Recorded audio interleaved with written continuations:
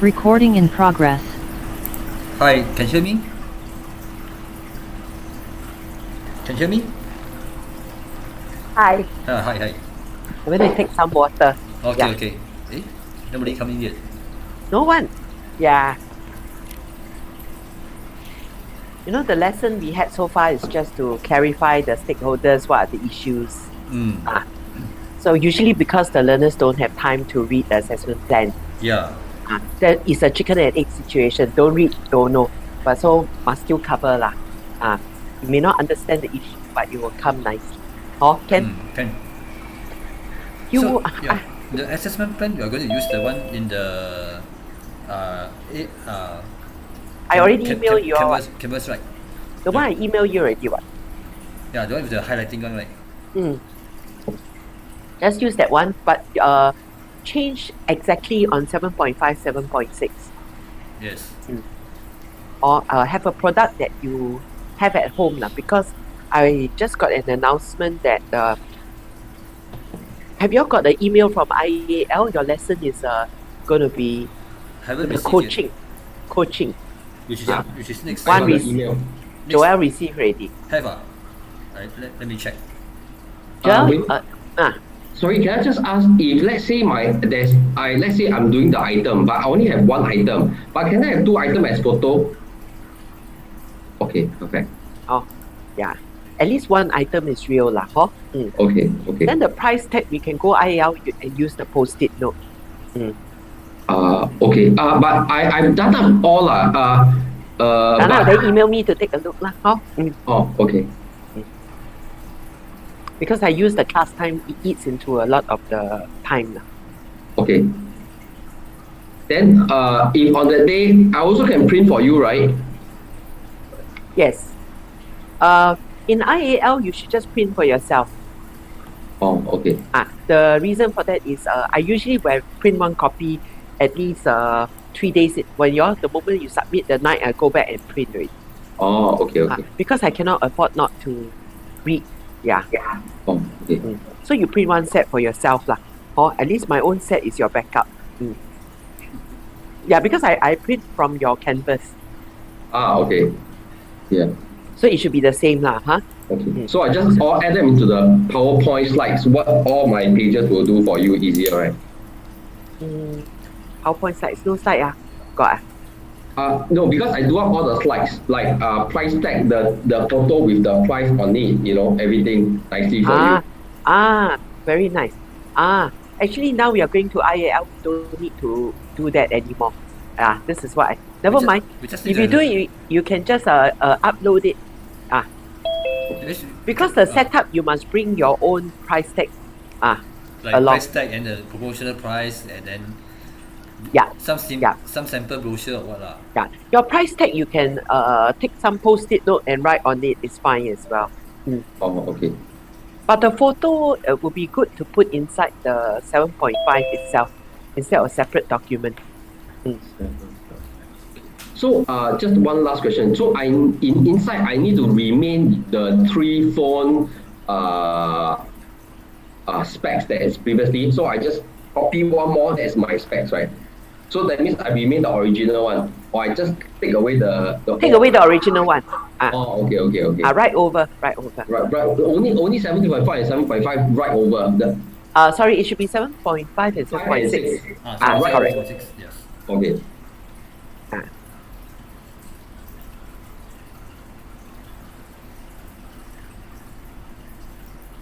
I just text the timer that we sign up in the assessment timeline and I put it here.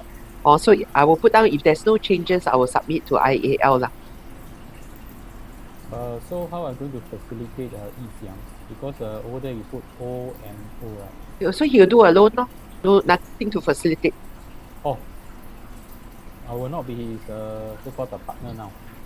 Because you are partnering the other guy, right?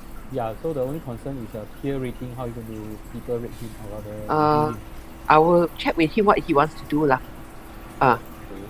But you don't have to be there because it would take too much of your time. okay.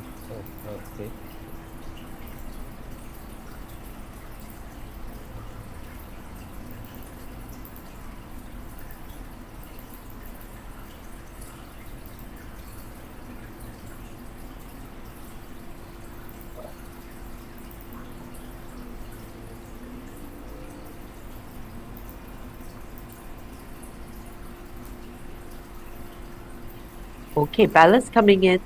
CF is coming in.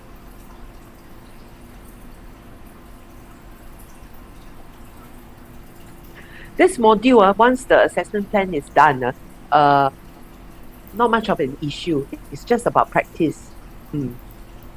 Learning how to perform all those tasks. Nolisa is coming in.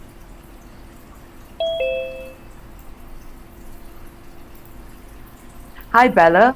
Hi Marcus. Damien. CF. Jocelyn and Nolisa. Yes.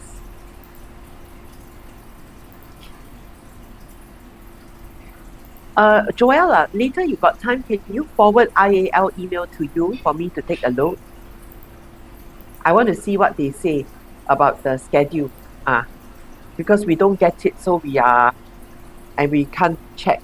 Yeah, so it's very difficult for us. Thank you. Tonight is up to 9, is it? Okay, let's focus. But you told just us wait. 3 hours. Huh? 3 hours. I told you 3 hours. Sorry. Because I don't. Sometimes they put the first night. Sometimes they put the first night 2 hours. Sometimes they put the last night 2 hours. So when they announced their schedule to us, they didn't tell us which night is 2 hours. So we just broadcast as 3 hours first. Then when the learner tell us, if we say, I'm sorry, we made mistake. Perhaps a National Day, or rather preview. Oh. Today, man? I'm trying to say that give us 3 days advance. Yeah, last night, the moment I spoke with you, the moment I left the class, I saw an email coming in, moving online, moving to pre-COVID situation. I was like, oh my goodness, what are the details, So I think all of you get the email from IAL. Yeah, just got it. Now, Found it, huh? Now the latest 5%, right? In Makan Raya. Oh, is it? Yeah, that's the latest. Wei Min, I just forward you an email. Thank you. Good. I will read that tonight, so at least I know what is communicated to you. They should have kept us, the trainers, in the loop. So you realize that when you are adjunct, sometimes you are not in the same treatment. Yes. Okay.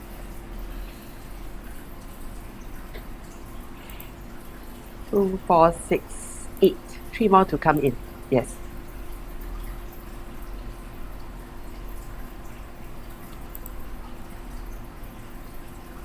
At the 14th, we are on Zoom. Yes. Original schedule 14 is on Zoom. Is that what the email tells you?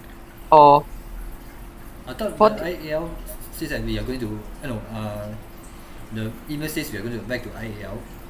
That applies for Yeah. 14, right? no. Did No. they tell you the date in the email? You say that's say starting from 11 August onwards. That's 11 August. But there's another schedule. It's a coaching and assessment. I think it's on is face to face. I think the lesson is still online. So 14 is still online. Yeah, because the original structure, all the training is online. So the date that we go back to IAL is which date? It's your coaching date and your assessment date, the one that I just WhatsApp you.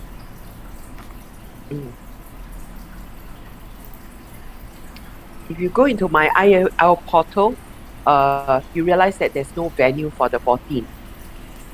Coaching date is 21st. 21st, which is the Saturday. Yes. Coaching There date. are 3 dates.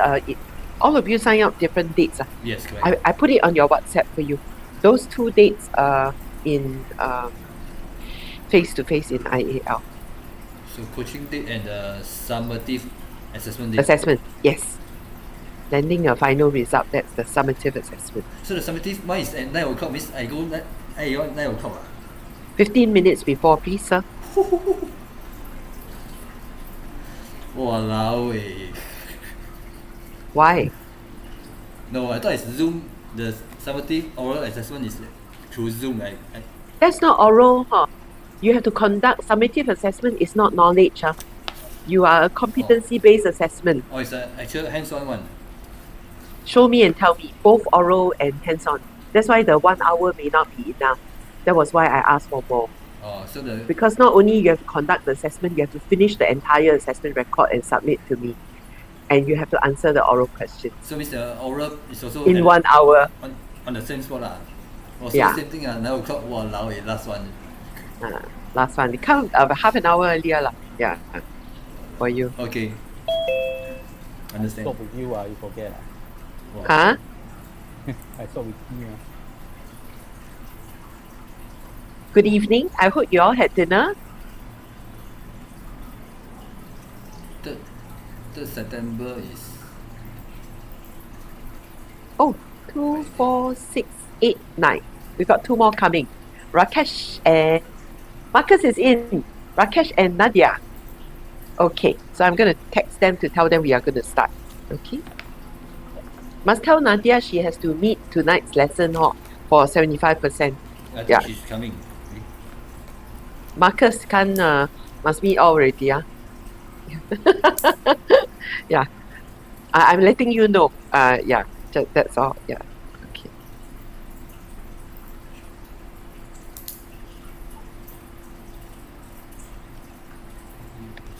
Okay, welcome everyone.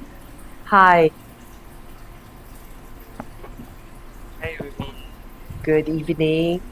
Can I check about the coaching date? So It's in the WhatsApp. we'll meet that day at IL level 7. Yes. Oh, you saw the information, is it? No, it's always at level 7 ma. No, sometimes they have other places. I will text you all on the actual day if there's a change. Yeah, or the location because I will have to go first. Alright.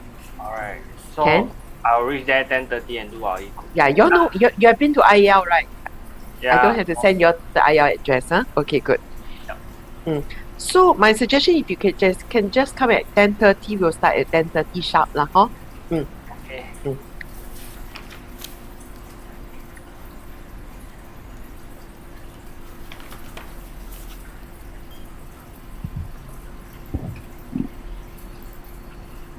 Okay. No other question, huh? This is the only question. Okay, Ken.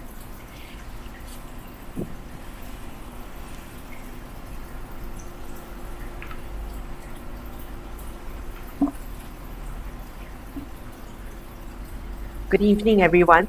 Okay, so tonight we are still at the first set of date. We are on the 6th tonight. Okay.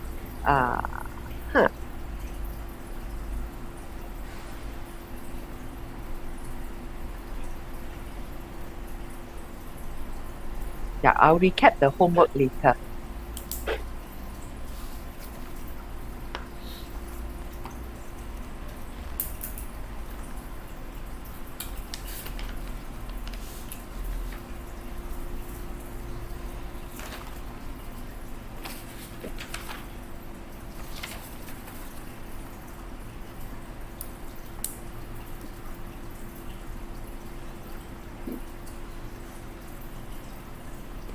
Okay, so LiveSmart Emporium engaged you all to be an assessor to prepare for the assessment. I assume all of you read the assessment plan and we identify issues with the assessment plan. So the team individually, you actually met up with the stakeholder to confirm the details of the assessment, clarify some of the weakness in the assessment plan. And you got a confirmation with the stakeholder. Rakesh is coming in. Give me a moment. Okay. So we interpreted the assessment plan. Welcome, Rakesh.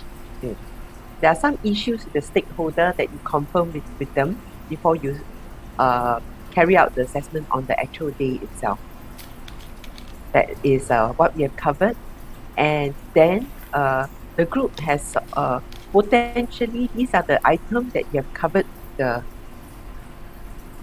stakeholders.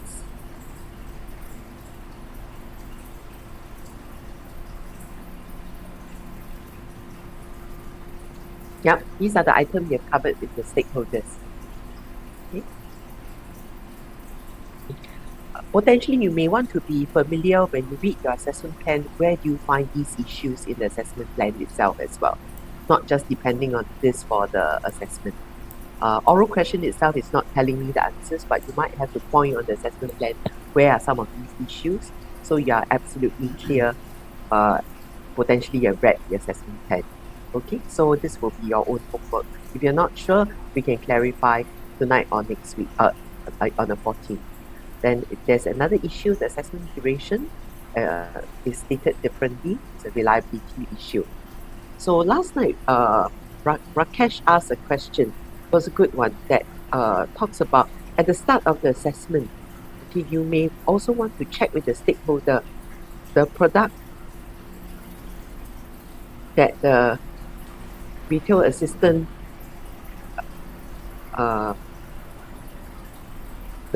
product or the department that the RA is in. Department and the product that the retail assistant is selling. And then you can also find out from the stakeholder who is providing the role play resources, so that you don't have to buy them. You can actually borrow it for the assessment.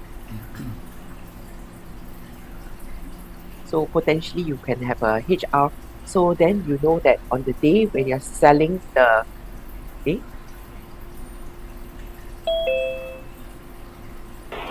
Sorry, that's my second device. it's Nadia.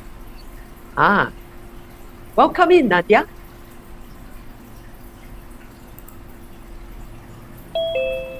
Okay, if you're driving, be careful. Yeah, you seems to be moving. Rakesh, welcome in. Okay, good. Sorry. So the first thing is to confirm the assessment plan issues before you conduct the assessment.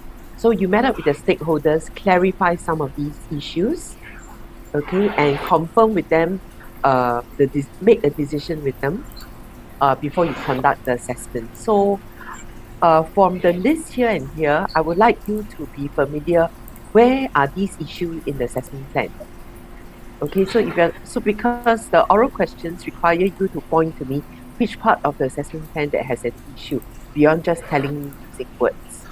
Yeah, so read it and let me know if you have any question before the start of the next lesson, each of the issues itself.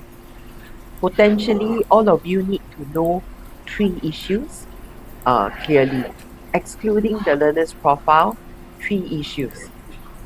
Okay, in this assessment itself, the focus is not on the learner's profile because we have covered it in M1, M3, and M4 and M5. For assessment module, we now want you to focus on the rest of the technical requirements. Can?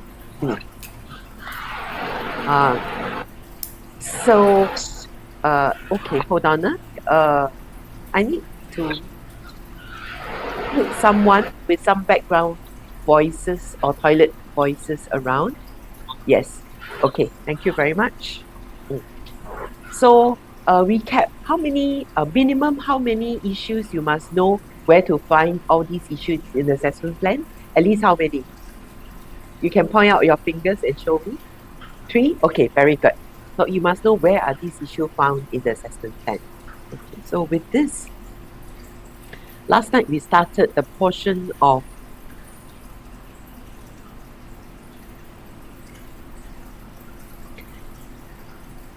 preparing your logistic checklist, prep of logistic checklist, and on the actual day,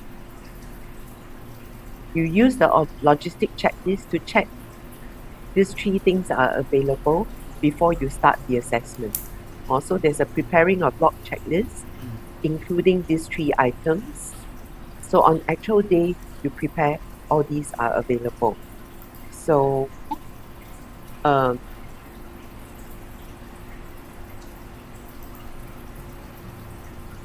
sample logistic checklist to prepare is here, but adapt it to your product that you are going to be using.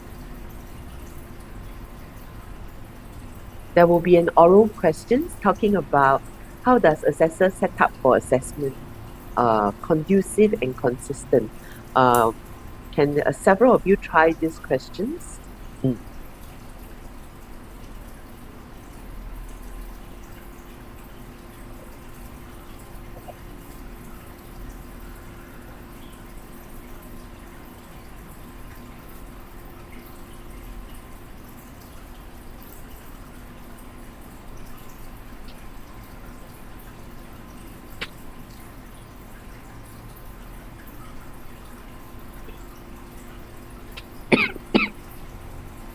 No answer. So if you're an assessor, how do you ensure you can set up a conducive and consistent environment? Prepare a checklist, What kind of checklist? logistic checklist. Checklist and this is okay. And the logistic checklist must include how many areas? Role play, props, Okay. and setup diagram. Ah. Resource. All 4 areas. Hmm. Okay, not just the first one. Okay, all 4 areas must be there. So this is which part? Conducive or consistent? Conducive, Logistic checklist is conducive or consistent? conducive.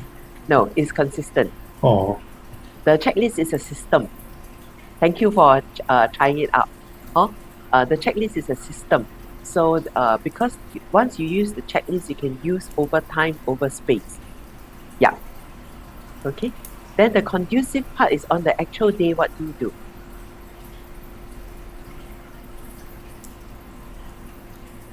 On the actual day, what do you do? You set up the place, and then what do you do?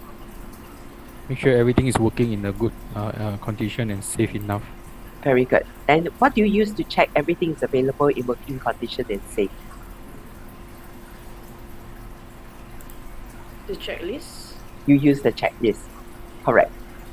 On the actual day, you use the checklist, ensure all the 4 items are available in working condition and safe. Can? For your class, I do not need setup diagram. If I need when you submit your initial work, there will be no setup diagram because we will only have setup diagram after your coaching session in IAL. On the day you set up, you're going to take a picture of that, and then that will be your setup diagram. Is that okay? Yeah. Because or else you have too much work. I think you do all these is good enough. After your coaching, then we add the setup diagram in IAL. You'll be the exact formulation. Okay, good. So prepare. A log checklist is consistency. You have a system to check over time. On the actual day, after you set up or you use a logistic to set up or use a logistic to check, is all possible answers. Is that okay? Okay, so with that, we have covered the concept of how to for this. Now, the briefing candidate itself, we covered yesterday. We talked about what are the things that candidate want to find out before they attend an assessment. So these are the things the class contributed, and because of this, when you conduct before you start the assessment, you must brief candidate so that they are clear on the scope of assessment. Okay, I'm using your E1 start work, E1 our G3 inputs in this box itself. So last night I asked, when you brief candidate for assessment, which principle of assessment are you meeting? And the class got it right. Is about being fair to the candidate. Okay, good. So you brief the candidate on the assessment, you ask for special need, you also provide clear instructions before role play and oral questions. These are all examples of fairness that an assessor can use during an assessment. Okay.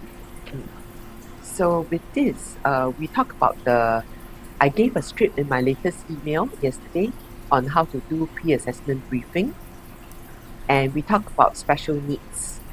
Okay, so I'm going to demonstrate to you the process of briefing using the checklist that I've given you. Yeah, it's exactly the same as this and the IL requirement. So with this, I will simply drop out. Okay, never mind.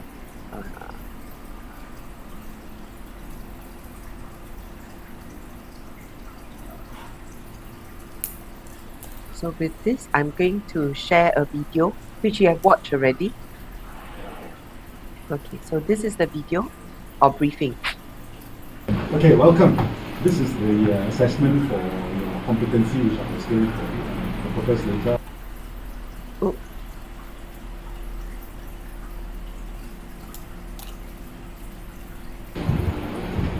Sorry. Okay, welcome. This is the assessment for your competency, which I was going for the purpose later on. First of all, are you comfortable here? Aircon okay? You need a bio break? I'm okay. Let me just quickly orientate you. If you do need a bio break, then you know the toilet is just outside where you came from, the waiting area. The pantry is over to the right hand side where you got the waiting area. Get a good drink or if you like a smoke, you know, step outside the office premises and there's a box. Fire evacuation plan, I think you saw it as you were outside. The exit is over there. There's an emergency exit next to the elevator as well. And the fire extinguishers clearly marked out all over. So in the event of a fire, we'll all head out through the glass door and take the staircase down. Do not use the elevator. I have to verify your identity. Can I have your IC, please? Thank you.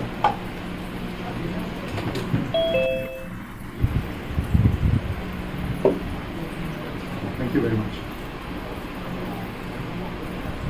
So before I start, are there any special needs or requirements or requests on your part? No, but I'm waiting for a call actually. My wife is going to give birth anytime. She's on the way to hospital. So I want to quickly get this done so that I can go to the hospital. Well, congratulations, you must be very excited. First time father. Yes.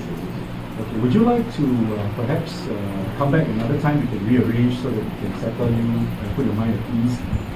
No, I think it's okay. I can go through this. But in case your phone rings, and you can leave it on ringtone, and to make a special exception this time. If it rings and you have to go, you can drop everything. You can always rearrange for the time that you do the assessment. Thank you. That's very kind of you. The purpose for today's assessment really is to assess your competency to sell ABC winter wears products, range of products. That's the competency element, but we are assessing you on the second portion of the element, which is to recommend ABC winter wears products. And it's for the next level of your career progression. So I'm assessing you for the competency and the next posting. You hear this. So you do understand what it's for. It's not for the current level. And also you will be in accordance with the retail industry's standards, practices and regulations. The assessment will be conducted here in a simulated environment, a training classroom, where you will see the products that the company sells. It's all arranged here with the props and including the accessories and the peripherals. More importantly, it's also in adherence with the company's SOPs, the ABC, winter wears, SOPs. And primarily, I'd like to really just remind you, SOPs are very pertinent, and I'm reminded to tell you, premium retailers' reputation for ABC. So they would like to see that you do not be too pushy in your sales tactics, and also to ensure that you do not give a discount without checking the duty manager, because we do want the company wants to maintain a premium reputation. And of course, we have to adhere with the occupational safety and health regulations in Singapore for the Consumer Protection Fair Trading Act in 2003. Is there any questions so far? Okay, the assessment process. We'll be assessing you on the code RE-SCS-103C2, which basically recommends services, products for your company under the competency element of selling products. Do you have any questions on the 5 PCs and 3 UKs? So familiar with all, So the assessment method will be through 2. One, role play, which will take about 25 minutes, where we'll go through a scenario. Have you seen the scenario? Yes, I will. Yeah, I do have a quick look. We can read it, maybe I'll give some time to read it later. Okay. So the scenario involves a typical situation where I will walk in and we will start the conversation and we will attempt to try to recommend some products as part of the sell products. Alright. We'll use some time to read those. And then there will be 4 oral questions where I will follow up on the underpinning knowledge in this particular understanding of it will either be a competent or not yet competent assessment outcome. So in the case where it is either of the PCs are not due, in the case are not fulfilled, it will be deemed as not competent or not yet due to the result. Okay? And the results will be held confidential. And if you are not satisfied with the outcome of the assessment, you choose to appeal. There's an appeal process. If you're familiar with the appeal process, you have 7 days basically to appeal the outcome of the assessment. Are you familiar with the appeal process? I roughly know about it. Okay, I have a copy. Maybe at the end of the assessment, I will pass you a copy should you wish to appeal. It's a standard appeal process in companies as well. Okay, are there any questions and clarifications? Are you perhaps ready to start? Yes. Or would you like to take a break first? No, I'm alright. Just a little bit nervous, that's all. Okay, maybe take a few more minutes. I'll explain a few more things just to orientate you around the room. This is very familiar sales area, the work area. Cashiers counters over here, the dressing room is there, a range of winter wear products, especially jackets are over there. The peripherals are over there. The tag specs of the various products and the price tags are all labeled.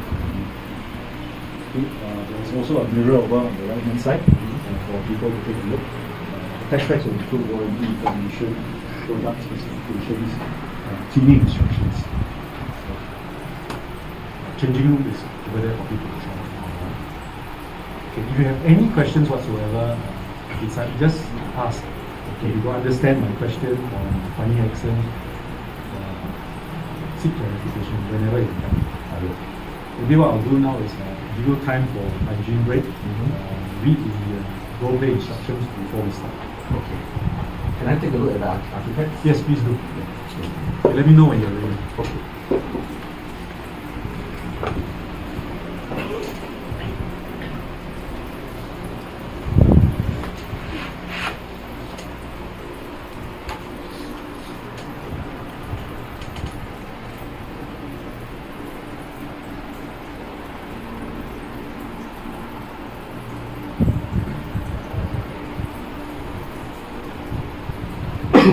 Yes, I'm ready. So, what I will be doing is I'll be walking in through the front door as if I'm a potential customer. Okay. Then I'll leave you to go through your usual sales routine. Okay, that's good. You comfortable with that? Yes.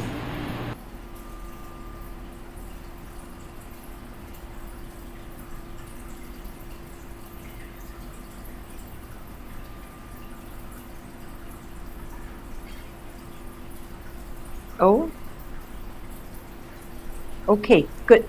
Class, how do you feel about the video? You think it was, are you comfortable with the assessor who briefed you this way? Yes. Brief you this way? We'll talk about areas of improvement later. Does he have to remember the lines?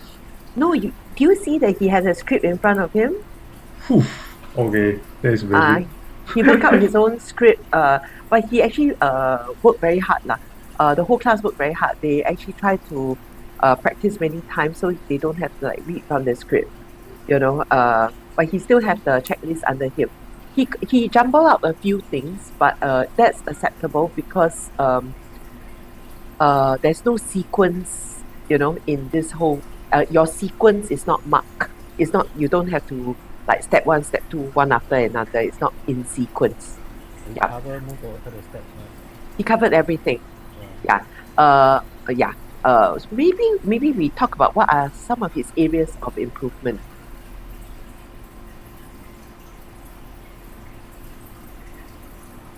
Areas of improvement. I think it's quite monotone. Yeah. but he has pauses He has pause. Yeah. He has pause. Yes. Yeah. Which is good. And he acknowledged and he didn't put the learner cold. The last thing an assessor need to do is when the learner walk in, right? You keep looking down, and you never lift up your eyes. Hi, good morning. Can I have your IC? And you just do this. Okay, the learner will freak out. It will freak. The less confident they are, they will freak out even more. Yeah, so you need to, and when they freak out, they can do two things. They can either totally go blank or they turn aggressive. So this is something that we need to take note in professional field. That eye contact, that smile, that welcome is super important. Yeah, it's not just common sense, make rapport, hee hee ha ha. No, it is about acknowledging the presence of the person, respecting the person that comes in. Very, very important. Okay, there are two sort of people. One, they will freak out. They just panic, freak out. Yeah, one turn aggressive because they learn they are offensive by nature. Is how they survive. Yeah. So some basic human interaction here. Okay, I don't think any of your M1 trainer trains you this, but I think this one must learn. Okay, good. Another area you think that he can improve. Okay, sorry, I just curiosity. This one I asked very long time ago. When you mentioned about conducive environment, right? I find it strange the checklist, and he also asked, is the aircon okay with you or not? So what if the aircon is not okay with you? Because it's a central control. Very That's my good. view lah, Very good point. So when you set up a table for the candidate to sit and for yourself to sit, you make sure that your eyes or your candidate eyes are not facing the rising sun or the setting sun. It feels like an interrogation. Okay, then it's different story. Yes. So conduciveness can be manipulated or changed by us because we can change the setup. For M1, all my learners must set up their table. It's not fixed table for them. The other part, if the aircon is blowing at them, of course central control you can't change, but you can still change your seat. Or deviate the seat a bit. Yes, change the mountain or the Muhammad. You always have a choice. Yes. Good. So that you can create that conducive environment. Yes. Thank you. I didn't teach that. I used this video to teach. Yes, okay, good. Anything else you think that do you realize that he gave the learner a handout to read, right? This is the role play scenario. I thought he should give the handout a bit later and give then he says that you cannot read now, you read later. It's a little bit clunky. Then later on when he briefed, he sent him to go and see all the site. Not much time. And then the learner very go take the thing, read and do along the. So he's actually doing two things, reading the script at the same time getting familiar with the setup itself. Okay? So he in his memory he forgot lah. So he did it that way. Then it was in his reflection he actually says that I actually did not give focus time for my learner to read the role play scenario 7.4 before he go and see the setup. Okay, he split the instruction before role play in the middle of it. Okay, but he still cleared the video. No recording, no cutting. It's one tape by itself. Yeah. You know. Right. Huh? iPilot super. Oh no, all of them are good. All my logistic guys are good as well. You know, so yeah, they're really good. They were so good until I nearly freak out and crack jokes some more on special needs, yeah. Just to make me laugh, I think. Okay, good. Anything else that you think he can improve? Yeah, he realized that he's not very familiar with the Consumer Protection Fair Trading Act. Then he just recovered himself because he knew he said it wrongly. He glanced the script, he remembered the term. He's not in the retail industry, so it's okay. All these little lapses are fine. Is that okay? Good. So I was thinking I'm not going to use the class time for y'all to learn how to read the briefing checklist, but I think we can just go through it once. Is that okay? I think y'all can learn on your own, script it on your own with small references done. I think this is fine. Give me a moment, let me just go through here. Okay, let me just open up the pre-assessment briefing checklist and share with the class. This is the checklist in my email yesterday I've given to you. You can change everything inside, all for your own use. Okay, so remember, welcome, eye contact, acknowledge the learner's presence, sit down. My name is this, I'm your assessor today. How are you? How's your journey here? You can create your own small talk and rapport. If you're not giving a bottle of water, don't ask if you like to have some water. Okay, because it doesn't make sense. Don't follow the script based on that. Okay, so use your own rapport building. Then I like to verify identity card because if the person didn't bring their IC at all, no passport, no driving license, no SIM, or now at least you can still download your SingPass and show me. Previously don't have. Then I would always do the identity first, because if the person don't have anything, then I can't start the assessment. So what's the point of me briefing the rest of the thing? So I will brief the BP. The purpose to brief check the identity is to make sure the person is the right person coming for the assessment itself. Okay, and not the twin brother. So this script, is it okay? Do you have any special need that I need to take note of? Sometimes it's difficult for guys or ladies to ask, do you have any special need to take note of?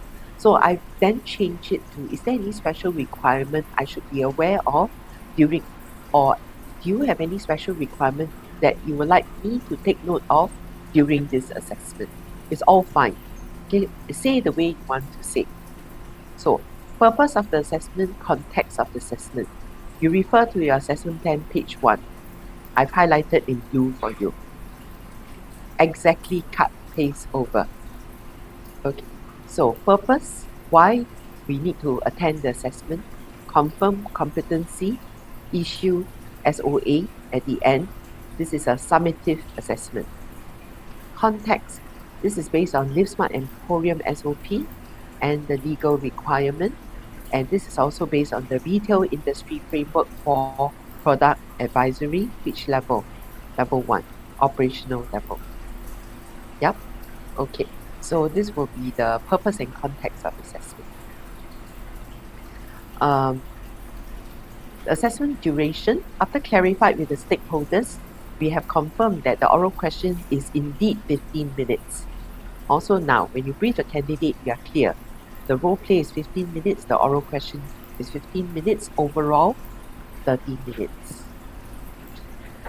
It's good to then pause to have ask the learner, do you have any questions? Okay, and then allow, respond to the learner, brief. Yeah, after you ask, brief, wait for a while. Then after that, you brief the learner. At the end of the assessment, you must inform us the result. Okay, assessment outcome briefing. End of every assessment, I will inform you the assessment outcome. I will maintain as confidential.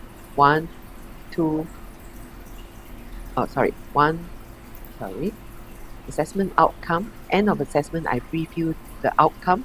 Maintain as confidential.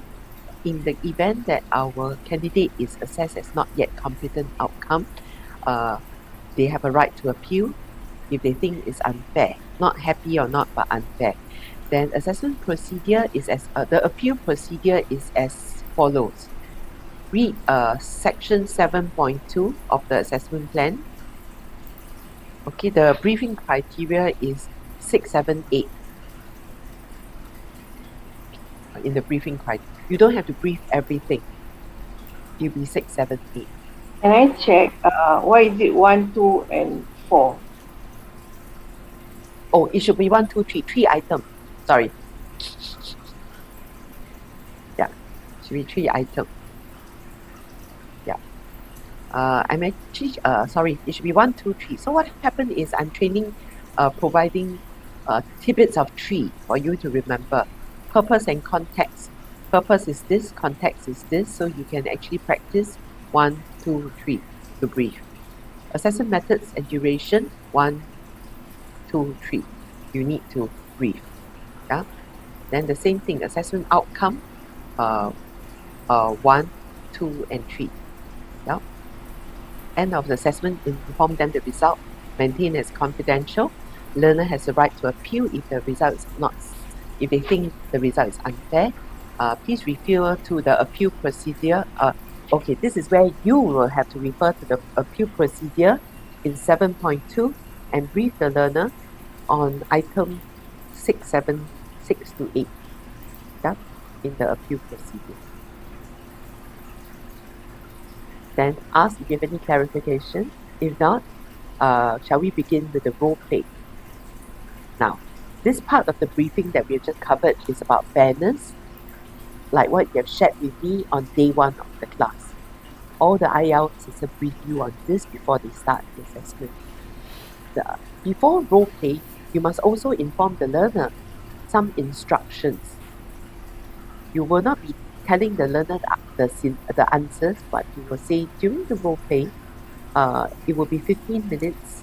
The roles involved, you will take the role of the assessor and the customer, and you will take the role of the retail associate. Here is the role play scenario. Please take a read. The role play scenario is your section 7.4 in your assessment plan. Here is the role play scenario. Please take a read. Once they are read, okay. Here is the assessment setup. Please browse through. When you're ready, let me know if you have any question. Let me know. If not, let me know once you're ready. Then you let the learner browse through the area. You don't have to take the IEL assess videos role, go and tell the learner this is. No need to. Just invite the learner to browse through. And when you're ready, let me know. So learner, after they browse through, they ask you, they tell you, I'm ready.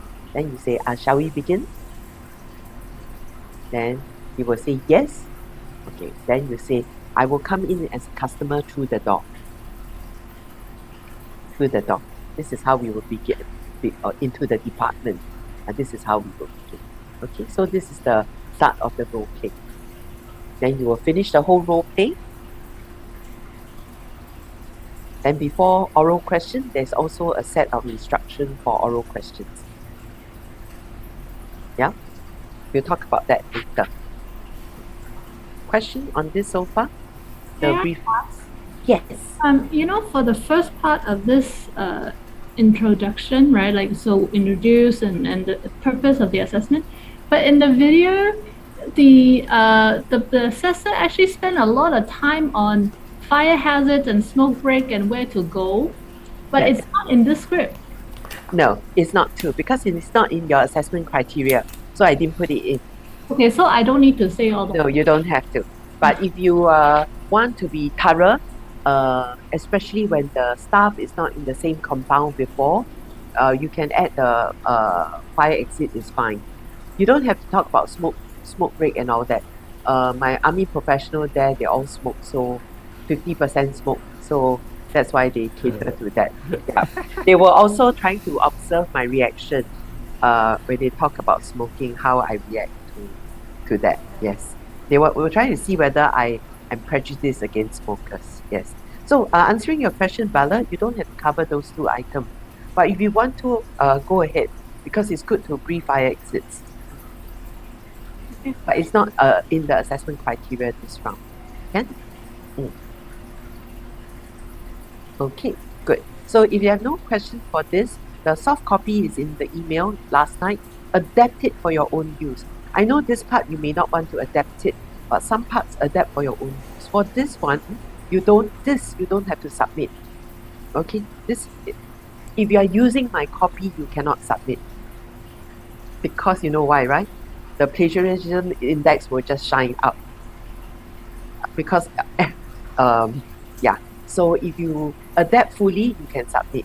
If you're not adapting fully, you're using a lot of it, you use it as your own reference. Don't submit it. Don't get caught red-handed. Yeah? Can?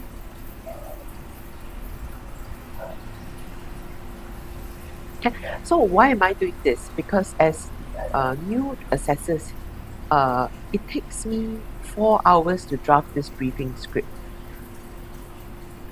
and perfecting it. So I thought I could give you something that normal man in the street can use, and you can refine it. I didn't make it very beautiful. Okay, I make it very functional. I just cut and paste text in. Yeah.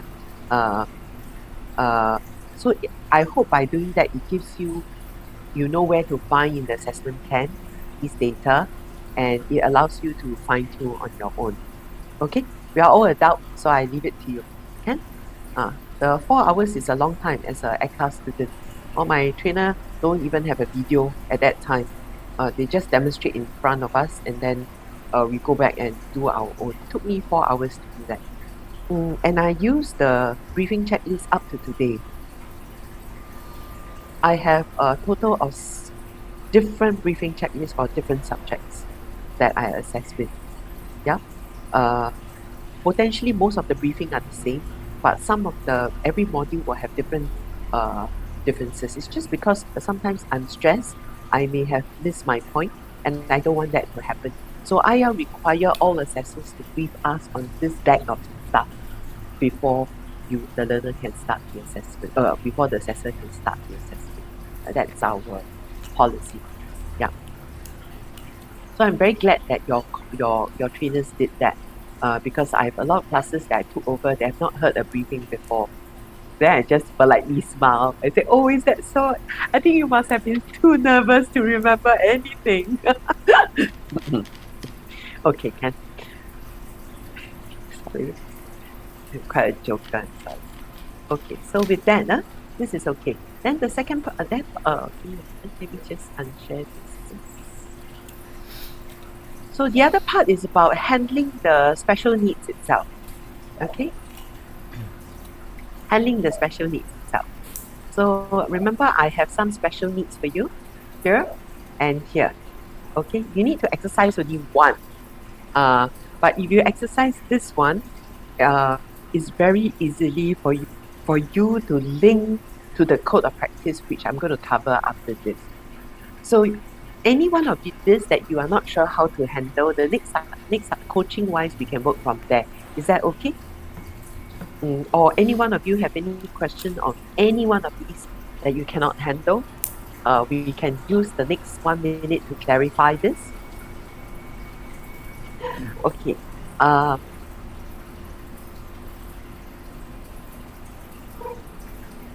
So what we have learned is what? When learner tell you a special need, okay, we try to listen, clarify, and respond, but we are not doctors. We will never be able to find out the details of his problem, why he's having this problem. No, we won't have time to ask those kind of questions. Okay. Okay. Last night I miss Nadia. Nadia, potentially, if the learner tell you you're not feeling, if I am the learner, you are the assessor, class, you are the assessor. When you ask me, one of you asked me, do you have a special need or a special requirement for me to take note? One of you want to try? What's the question again? Ask me for a special need. One of you take the role of the assessor. Do you have any special need that you want to request? Oh, I'm not feeling well. Not feeling well, or you want to take a 5 minutes break, or you want to postpone another day? Are you able to complete the assessment? If you can complete, I give you a 5 minutes break. If you cannot, we will postpone the assessment. Okay? Oh. Yeah. Okay. How about? I'm just wondering, is that actually ever possible? Because from what I understand, when you're assessing, right, they shouldn't be giving any special needs to say that they need to take it later, because it has already been arranged according to a time slot for individuals to be assessed. Yeah, but if the person tells you not feeling well, you must still ask the question. Because if the person has heart attack, you don't want the person to fall in front of you. And it does happen. So actually, it can be done in that sense. It's outside of the person's control as well. If he has a heart attack, or if he's too scared to not come. I have learners, they are so scared. Even if they are not feeling well, they could have gone to take an MC. They didn't. They come here and report to the assessor first. Then they go and take MC. It is their it's the way they practice. Yeah, I feel so bad. I felt so bad. Yes. So there are some things that and then if they need to go, then they need to go along. Oh, Nadia? Because you understand what I mean, Nadia? I understand IELTS schedule already, but if the learner wants to fall sick, there's nothing you can do as well. Huh? Another one. If the learner want to pee, right? You also cannot say you don't stop that as well. Yeah. So my lesson is always we will adjust to that as well. There was a horror story that we had. A candidate wrote to IAL to complain that the assessor asked him, how come you never wear diaper today? So when we investigated, the learner actually told the assessor, I need to go toilet very often. And the assessor said, how come you never wear your diaper today? Guess what the learner will do? Of course, they go back and complain because they felt so insulted. Yeah, okay, so insulted.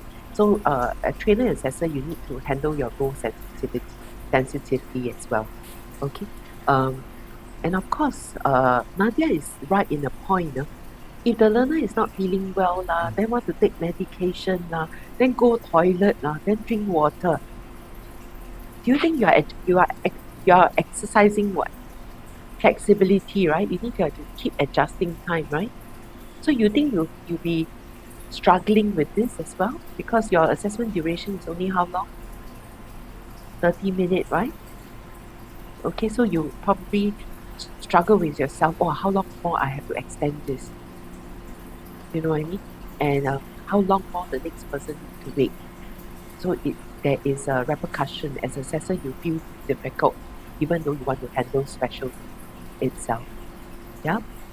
So yesterday I shared a story, Nadia, with the class that we have learners who come in, they're so scared they forgot their blood pressure medication. Okay, and then because they're so scared, their blood pressure goes up. So sometimes before start assessment, they will ask you, assessor, I really need to take medication, I'm PD. We have to stop and allow the person to take medication, and maybe 5 to 10 minutes to just for the person to calm down a bit before they start the assessment. That's also a practice itself. Okay? Okay. So may I ask, so to balance the time, like if you know that you only have 30 minutes, you take 10 minutes for medication, like how far do you go to be flexible? Yes, this is your judgment. It's your judgment. Yeah. That was why the drinking water one I will allow. Okay. And it takes a bit long. If the second candidate comes earlier, usually in my time we always get the candidate to come at least half an hour earlier. So it's very easy for us to assess the next candidate first, and we adjust along the way. Of course we inform both parties we have to do the switch. Yeah. So I can still start my assessment. But if the candidate needs to go toilet, I will also allow. But if the candidate says their heart attack or whatever, then I will ask. Then I won't. Heart attack, I will prescribe emergency. But some says that I didn't sleep the whole night, so I cannot focus on the assessment today. Then I will throw the question back. I'm going to ask you, do you want to conduct the assessment today, or you want to defer? I will let them make the choices, but I will not dictate for them. Because it's an adult life. The moment I start, I have to make an assessment decision.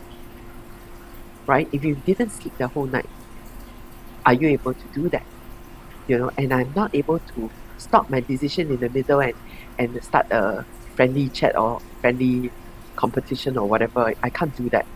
Yeah. So I will tell them, the moment I start, I have to make an assessment decision. But in your state, do you think you're ready? It's a choice that you have to make, and there's a deferment fee. But my suggestion is, if you think you're not ready, you're not able to complete, go back home, pay for deferment fee. So, I mean, what's the point of knocking your head on the door? And most human beings will suffer ego hurt if they get an NYC. Not we are very Chinese, very Singapore.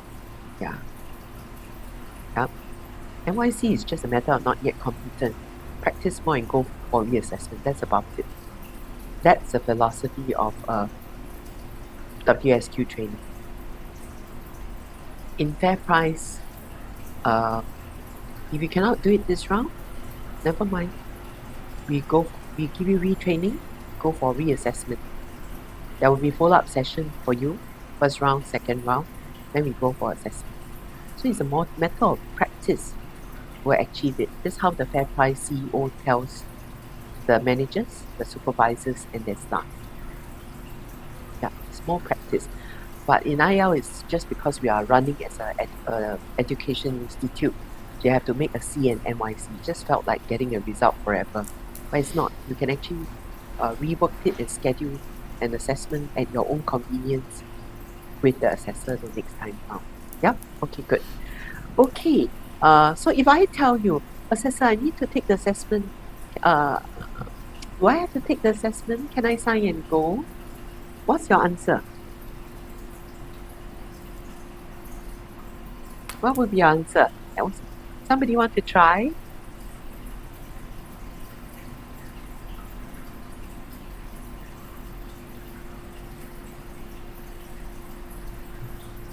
Unfortunately, this is a graded assignment, so I suggest you stay on and take a test. I suggest yes.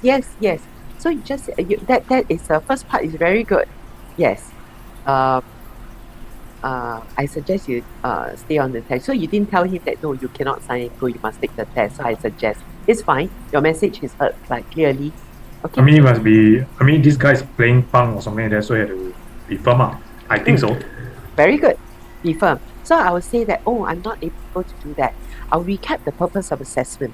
The purpose of assessment is actually to confirm your competency with a view for career advancement. So I believe you want to take the assessment, show the evidence, so I can gather the evidence, so that you can so that you can produce the evidence for this. That's one way to explain to them. Recap the purpose of assessment. As a result, I would suggest that you take the assessment. I can't let you go. Okay, another one is to use the code of practice later, number 7. Okay, I need to collect valid, sufficient evidence to prove your competence for this module. Yep, number 7 of code practice, which you're going to cover later. So as a result, I'm sorry, you must sit for the assessment. Yeah, okay. The second one is about the same. I'm already a manager. Can I sign and go? Same thing. The third one, the story that I told you, the other scenario is the assessment is 13 minutes. I need to leave in 15 minutes. I have a very, very important meeting I need to attend. Which is one of your classmates replayed this for me as well. Okay, you're going to tell him no. Recap, the assessment duration is actually 13 minutes. It's a protected time. I'm going to give you a choice. You can stay for the assessment and make a call for the other side to shift the appointment, or you can defer this assessment. Could you let me know your decision? Again, you throw the choice back to the person. Don't get angry with them because you know that they're playing punk with you. Throw the thing back to them and say that, we need the 30 minutes to collect all the evidence needed for role play and oral questions. I don't think I can complete the assessment for 15 minutes because this time has been scheduled. I'm going to offer you some choices. Would you like to postpone this assessment, or would you like to postpone the other appointment so that you can complete this assessment? What do you think? Let me know your decision. Okay, adult learners, allow them to make choices. Okay, now if I tell you, I have a pair of Grandstand F1 tickets for you, assessor, this is really expensive. It's about $500 a ticket. So what will you tell me? You won't tell me, thank you very much. Put it outside the door. I'll collect it after the assessment. No way, right?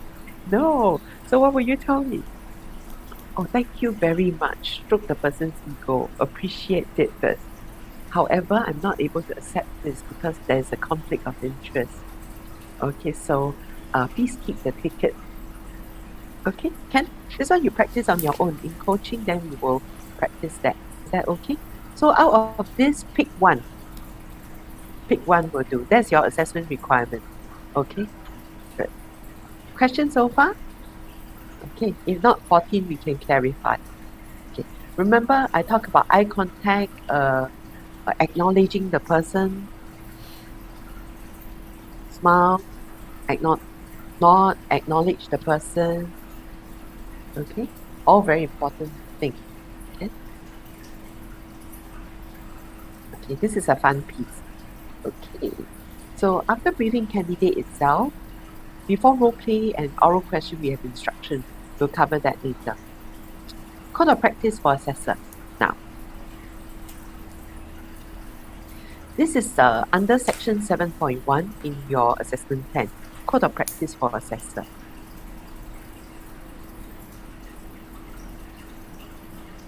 If you have the assessment plan, you can turn to 7.1. These are the code of practice for assessor. Can you maybe highlight 3 items that you think you have applied already? You have already applied the code of practice for assessor. I'm going to open the screen here so you can see.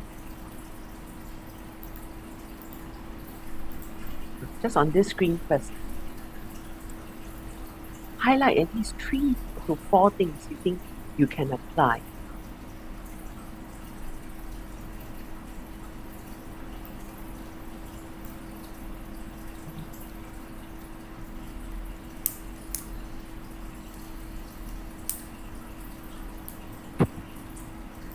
The 1, 2, 4, I think more or less is there. Okay, Ken, wait for the rest to finish a bit first. 1, 2, 4, that's a good lead.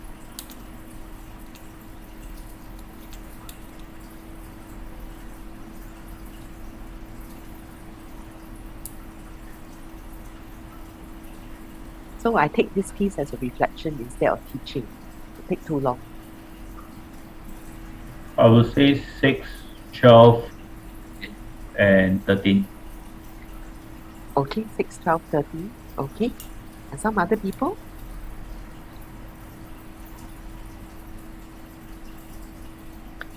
Remember principles of assessment?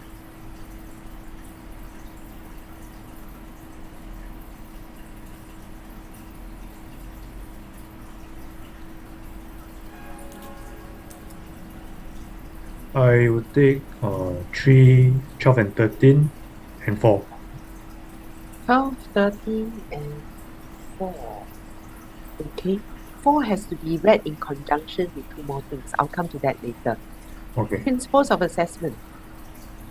This module you can't pass without principles of assessment.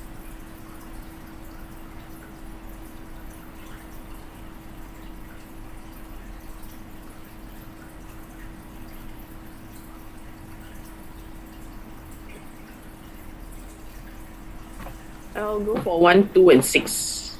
1, 2, 6. Okay, very good. That's Lisa. Or Nadia. Lisa. Lisa. Lisa. Yes. Good. Principles of assessment. Which one? Joel, come share. Just like I say, 12, 13, 7. 7. Very good. 7 is the one. Principles of assessment. For me, Assessment yeah, conduct. for, Yes. Sorry, for Ken. me, I think it's maybe 6, 9, and 10. 6, 9, and 10. Okay, very good. Principles of assessment. Valid, reliable. Remember, fair and flexibility is not in here. When you're collecting evidence gathered, okay, it must be valid and reliable. Okay, the rest, authentic, you check the person lah. We'll talk about the last 3 later. But then number 7 is very important. So the code of practice comes about, people don't read it. Okay, but when you have a problem, there's a complaint or there's appeal. This is where the code of practice comes into play. Because as an assessor, your stakeholder will ask, your training company will ask you as a trainer or an assessor to justify, have you met the code of practice for trainers and assessors? It's a very powerful document. So by teaching it this way is a lot easier. Okay, good. Special need is which one?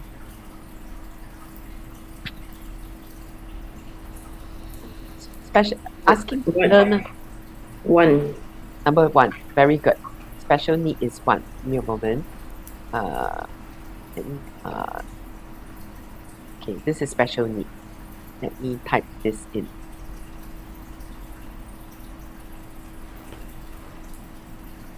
Okay, so this is special need itself. Okay, this one is special need, number one. Okay, if I'm giving you a F1 ticket, the learner is giving you a F1 ticket, which one would it be? Oops. Two. Okay, special need is one. If I'm giving you a F1 ticket, is two. Give me a moment, let me get my pen.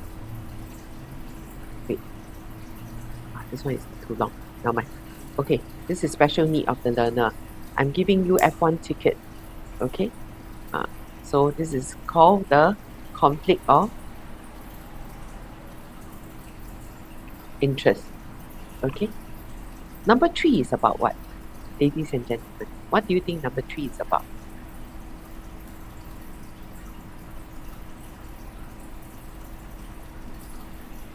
What is number 3 about? Yes.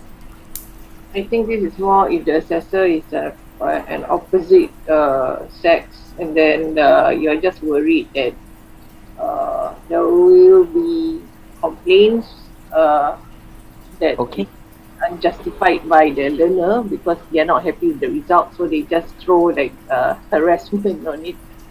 So I suppose that is basically how you conduct yourself. Make sure that you have that safe distance, and then no touching, no.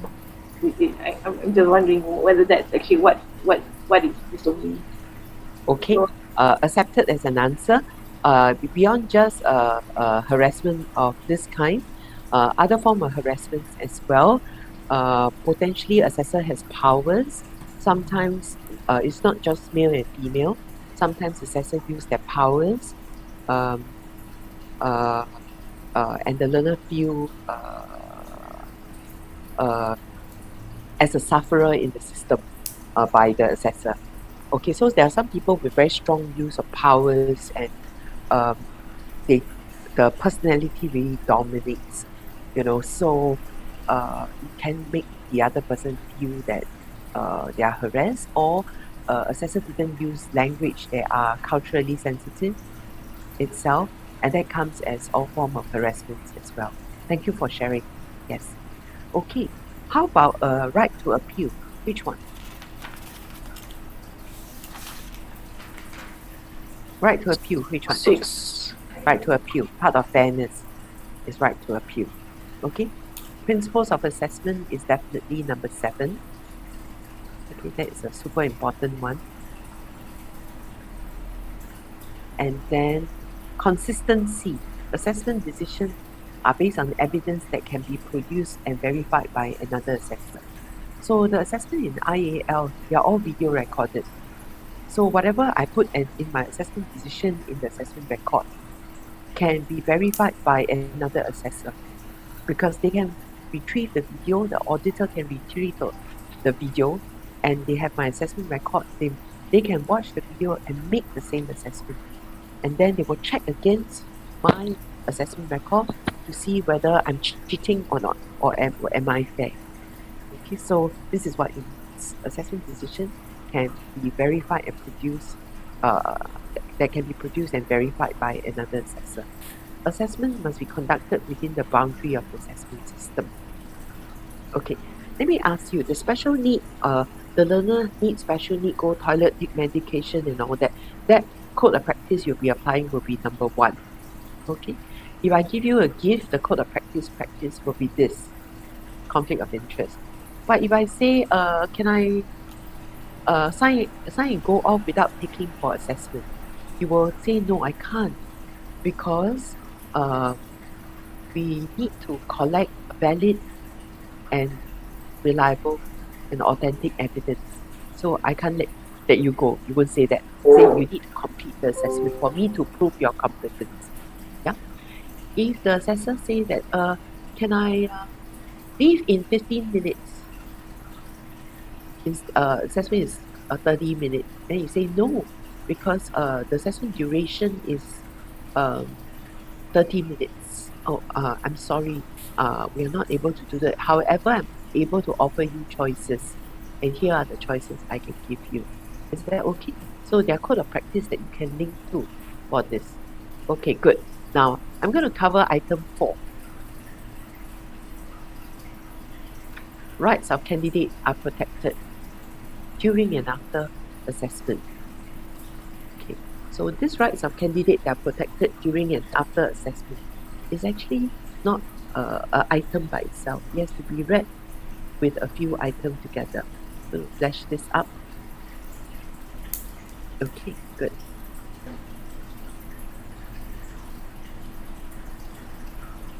The rights of the candidate are protected during and after assessment. This clause is read together with clause 14. Assessment result. Confidentiality of the assessment result must be maintained. And this right must be protected during and after assessment. Yeah? Yeah, so that's why at the beginning, you inform the candidate. At the end of the assessment, I will inform you the result. I'll maintain it as confidential. If you disagree with the assessment result, you have a right to appeal. Okay? So that's the code of practice. We'll recap it again during the coaching. It's going to be too much to remember. You need to only highlight during the oral question for the code of practice is when you are conducting the assessment, what is one challenges that you encountered that you find difficult with? Okay, and how did you apply the code of practice? That's the oral question. Yeah, that was why I asked you to pick the difficult scenario. Okay, so each of you should pick 2 scenarios. On the actual assessment day, I will just exercise one of the 2. Is that okay? I'm not going to throw you the whole list of scenario on the actual day and practice one. You pick 2, and from the 2, I'll pick 1. Is that okay? Can? Yeah. Okay.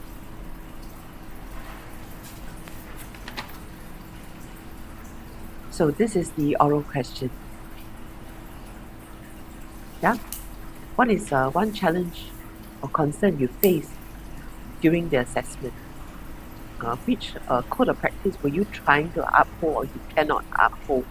You know, how do you resolve this issue? How do you handle it? Yeah? So this is in the deck of slides. You can always open it. Yeah? Okay, good. So this part, we will do the practice in coaching. Okay, okay, we pause for a moment for a 5-minute break, water break. If anyone, toilet break 5 minutes from 8:15 to 8:20. And I'll be here. You have any questions? Stretch. Next stretch. I didn't stretch enough. Ask my littlest to stretch. I forgot to stretch myself. Yes. Then I got stiff neck. Yes. Tonight must do a bit of yoga. Kickstand, maybe. Yeah.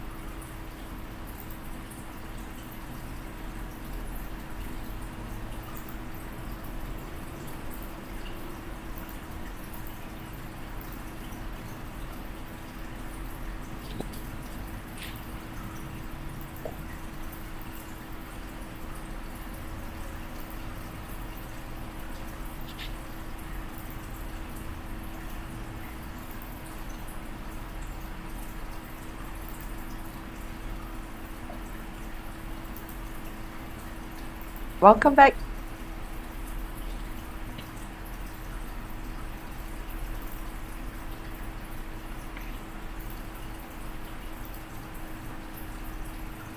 Welcome back.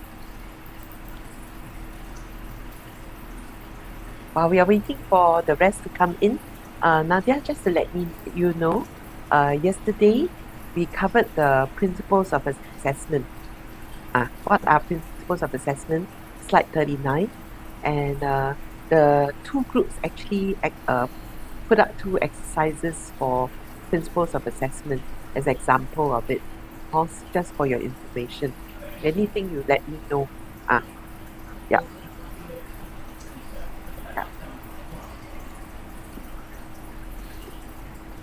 Oh.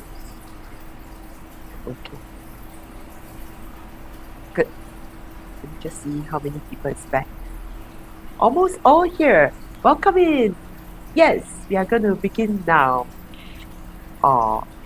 Okay, Nadia, your second is there. CF and Lisa on the way in. Yes.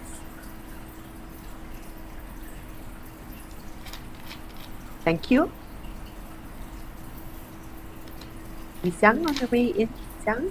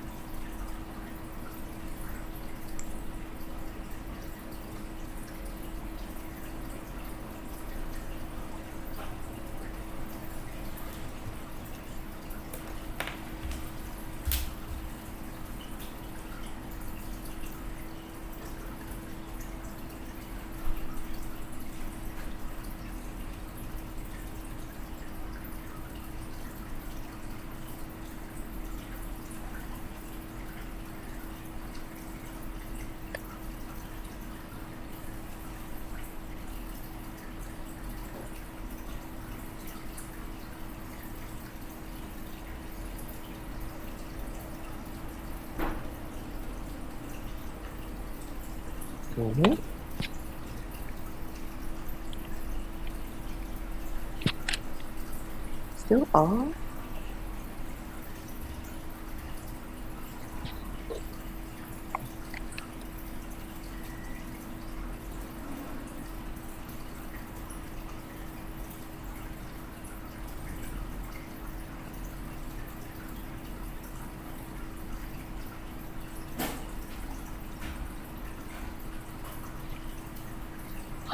Okay.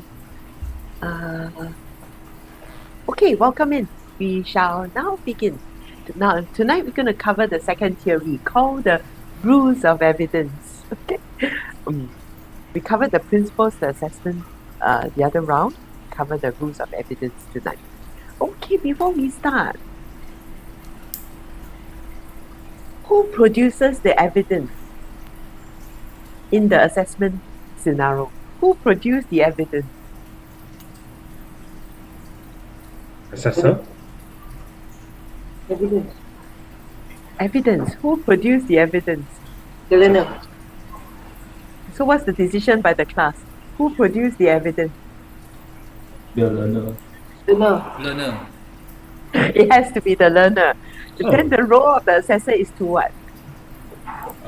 Verify or process evidence. Yeah, process or Yes, of marking. course. The marking. Thank you. Before you can mark key, what must you do? You must what?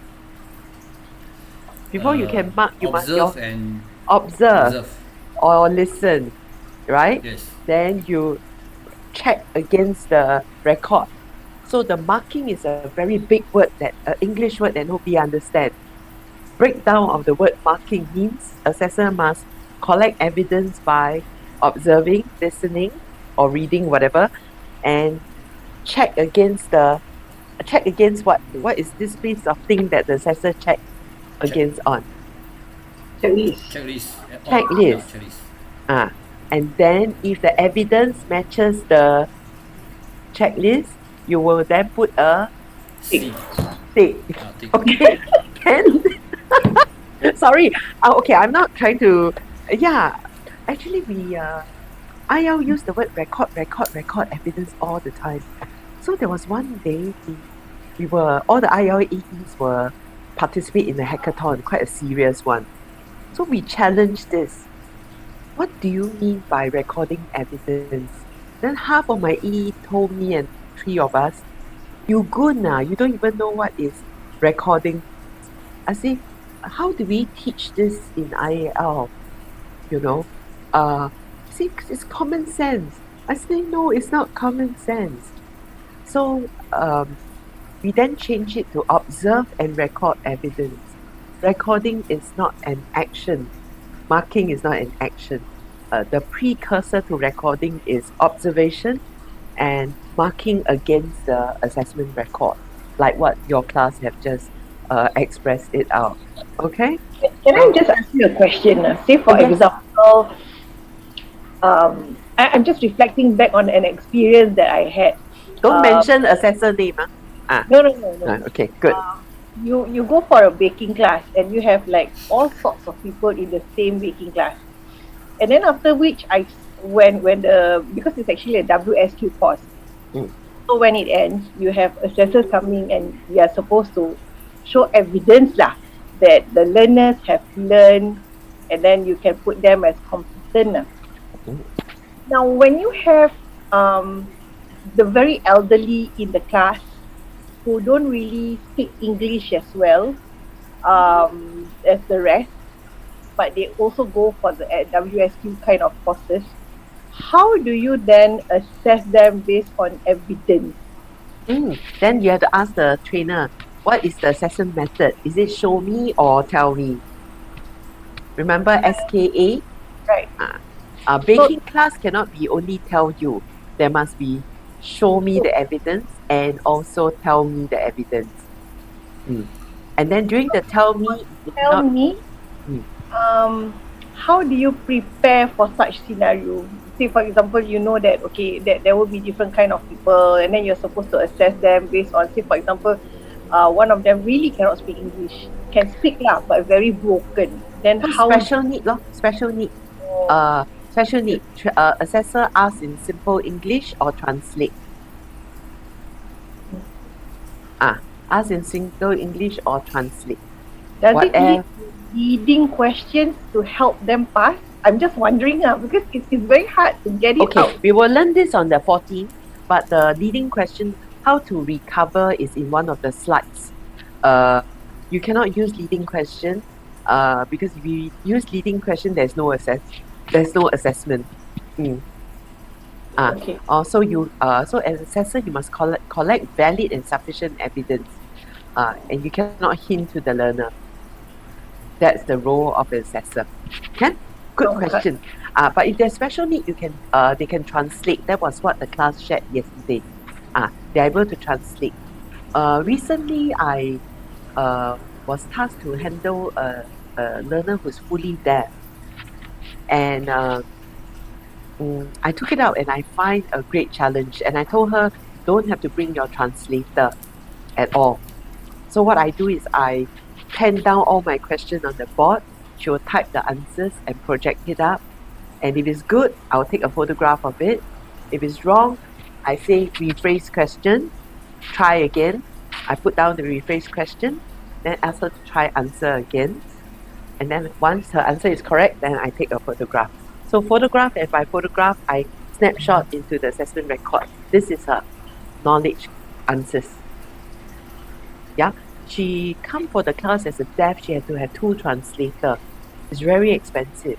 1 hour, the translator charged $100.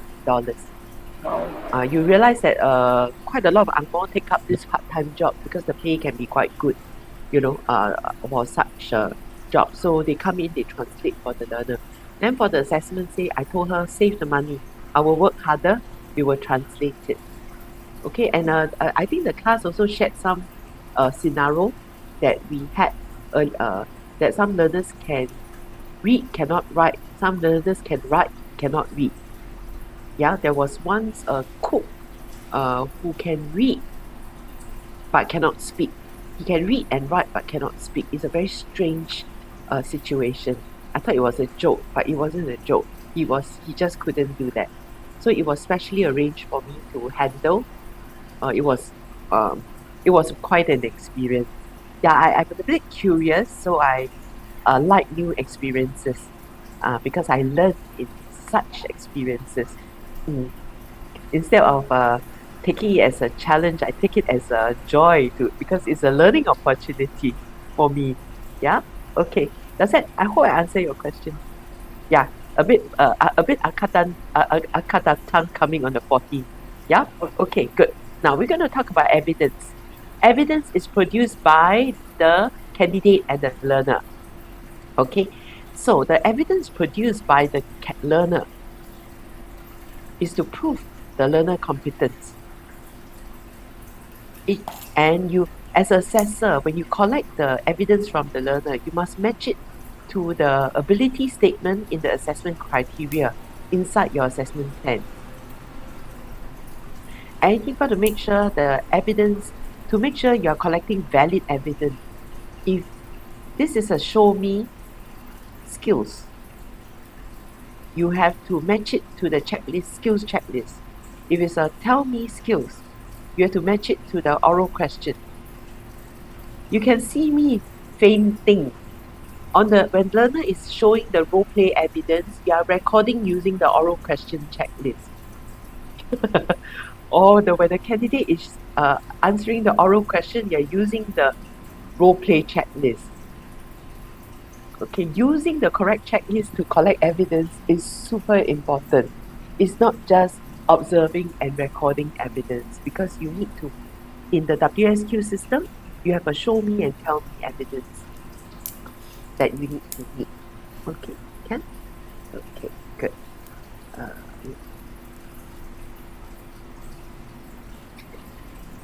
I personally find assessment a very fun topic. Yeah.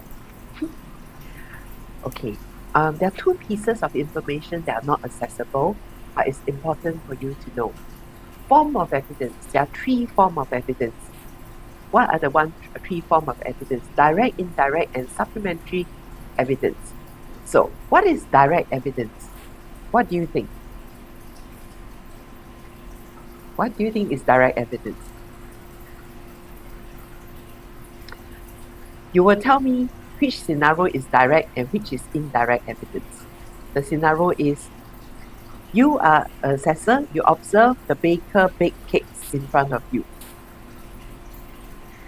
And the second scenario, you are an assessor, you see the candidate bring the cake from home, made in home, but presented in front of you.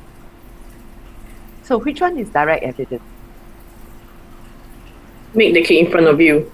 Because you can directly see the evidence happen in front of you. That is direct evidence. Thank you very much. I make the cake at home and I bring it here and I justify to the panel, this is the cake I bake at home. Come. So what's wrong with this evidence that I bake at home and I bring it in front of you? You can get somebody to do it. Very good. So that is called indirect form of evidence. Okay, that means you do not know who made it. I could have brought it from Bangawang Solo and present it to my assessor in Bangawang Solo. Yep. Correct? So, which is a preferred form of evidence? Of course, you know I put a star there. Yeah. Yeah, of course. Evidence that's happened in front of you. Okay? Next thing. If the learner answer oral question in front of you, they are collecting direct form of evidence. The wonderful thing about direct form of evidence is it is authentic. Okay? And is currently happening in front of you. That's why it's a star form of evidence. For show me, it's showed in front of you. This one is told, tell you in front of you. Whereas direct evidence, it may not be authentic. It's not currently happening in front of you. So we do not know who produced the evidence. So in this case, the assessor has to ask deep questions to oral interview to check whether this cake is really made by this person. Okay, it's not the process in the task that is also some of the key points questions. the check question. Somebody has a question? So my question would be, any form of formative and summative assessment, is it considered direct evidence gathering?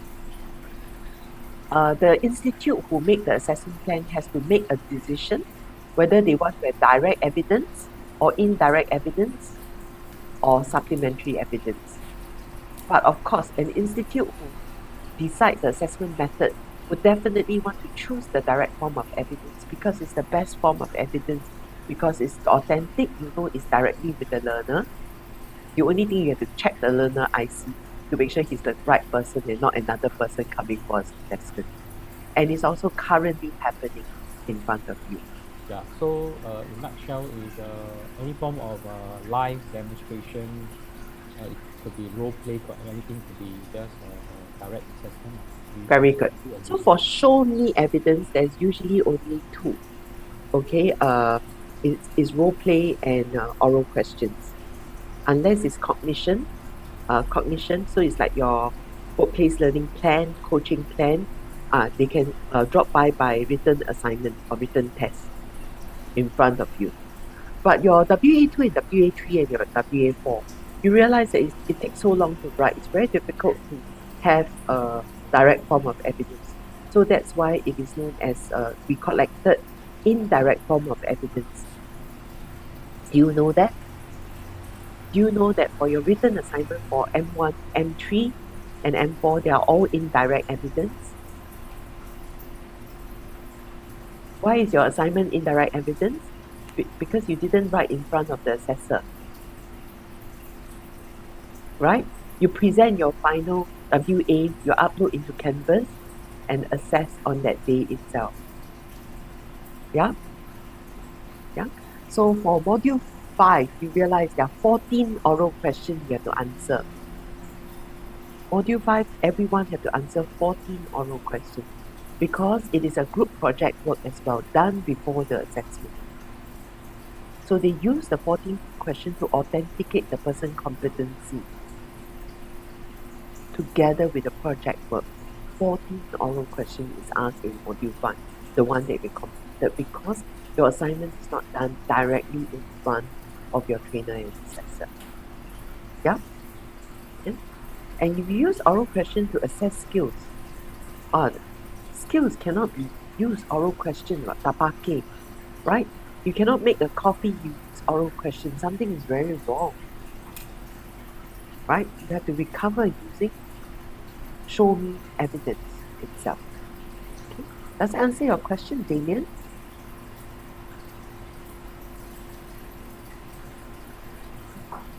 Yep. Okay, Ken. Supplementary evidence. Third party report from supervisor, testimony, references, portfolio.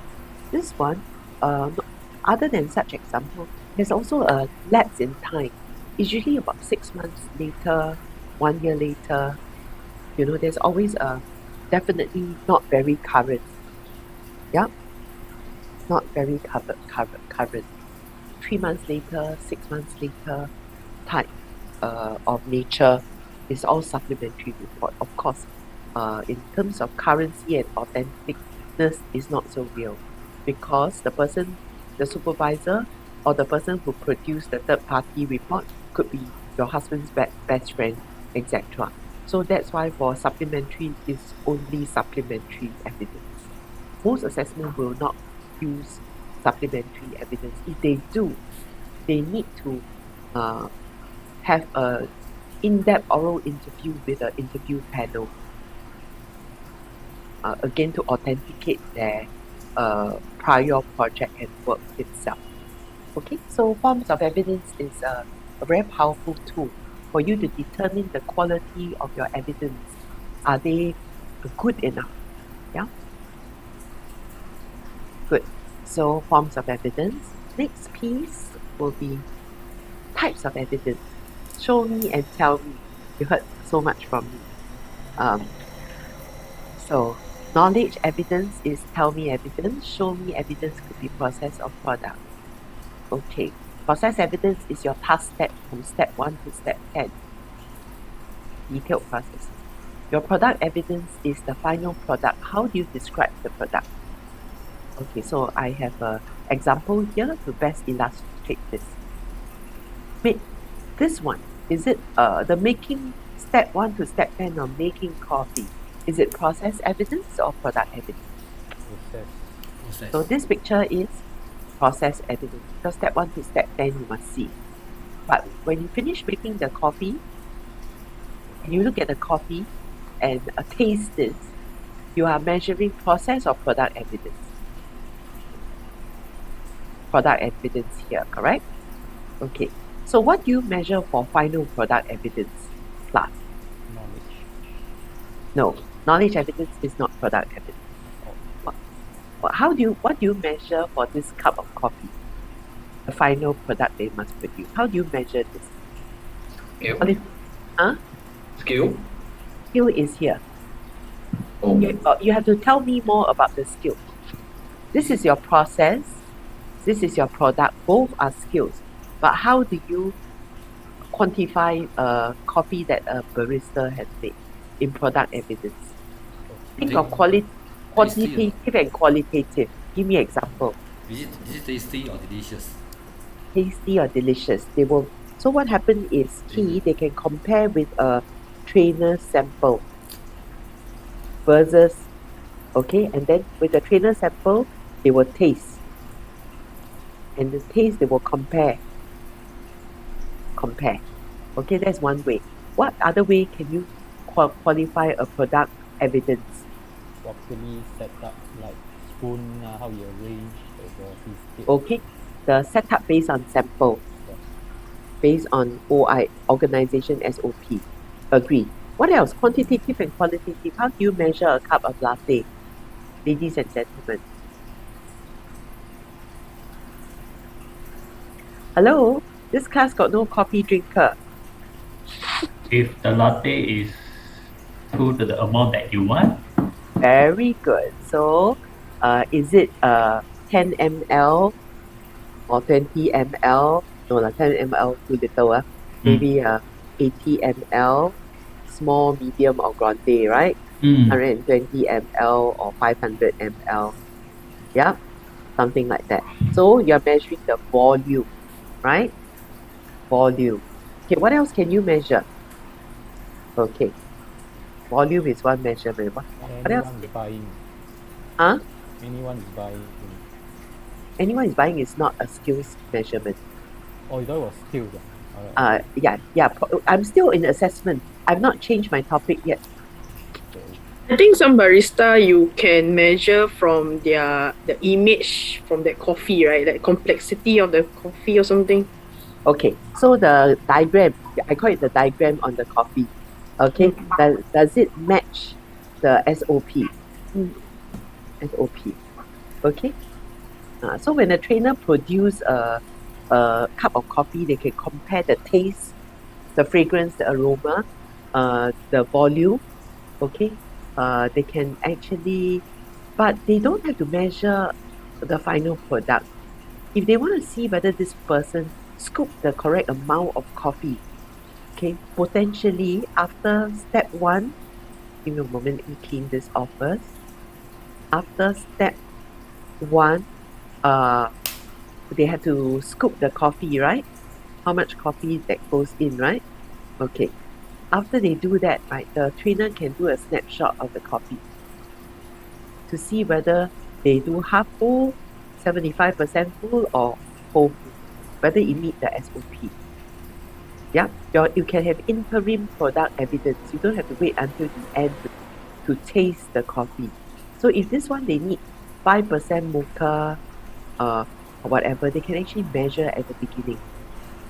Okay, then they look at the process step, they check this, process 2, then process 3, they pour in the milk. They can see how much milk that they pour in as well. So this is your process evidence, step-by-step evidence. You have interim product evidence, you can pick it up from there. Then at the final, you can still check the final product itself. So assessor in this, sometimes the assessment is not just task steps.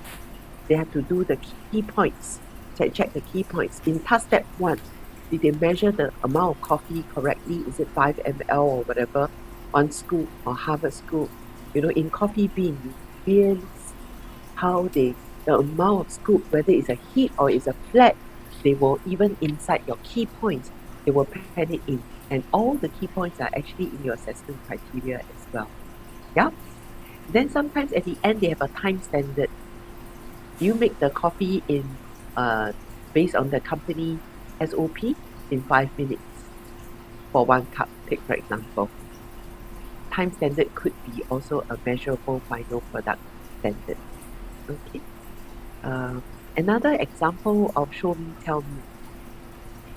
Then the tell me will be all your knowledge lah. Yeah, the why lah. You know, the key points to note. Yeah. All the Another example, when you make a plate of nasi lemak, you're assessing a hawker making a plate of nasi lemak.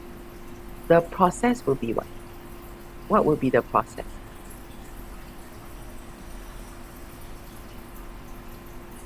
Of making nasi lemak. What do you think?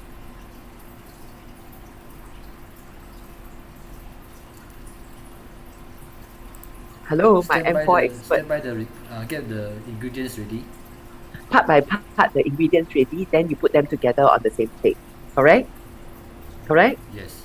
So your processes is potentially cucumber. Your processes is what? Cutting the cucumber in the size that you want. Yeah? And then the egg, either fried or hard boiled, right? Then you may slice into half. Then the chicken wing, what happens? You must have the process of marinating and frying, right? The detailed process is that. Okay. So your processes is in preparing each of the parts, okay? But the product evidence is at the end of cutting the cucumber, not pineapple, my dear student. At the end of cutting the pineapple, can they have picture of the cucumber cut? Yes? Must be how many mm? The egg that is fried or boiled and sliced into half, there can be a sample product they must match with as well. Then the process will be the process of frying egg or process of making egg as well. Then the final product is where everything put together, then you have your plate of nasi lemak. Okay, so usually as a consumer, we will look at the nasi lemak that they gave me, and I look at the picture they put in the store, and I'll do a comparison. Don't you do that too? Yes. Okay, so this is process evidence and product evidence. So, very often, when you're teaching M4 or E1, in E1 is you're assessing the staff. When you look at the assessment plan that the company gave you, you can actually see, are they, by going through the role play assessment criteria, you can see whether they are assessing you the step-by-step or the product you need to see, or both, by reading the criteria itself. Okay, good.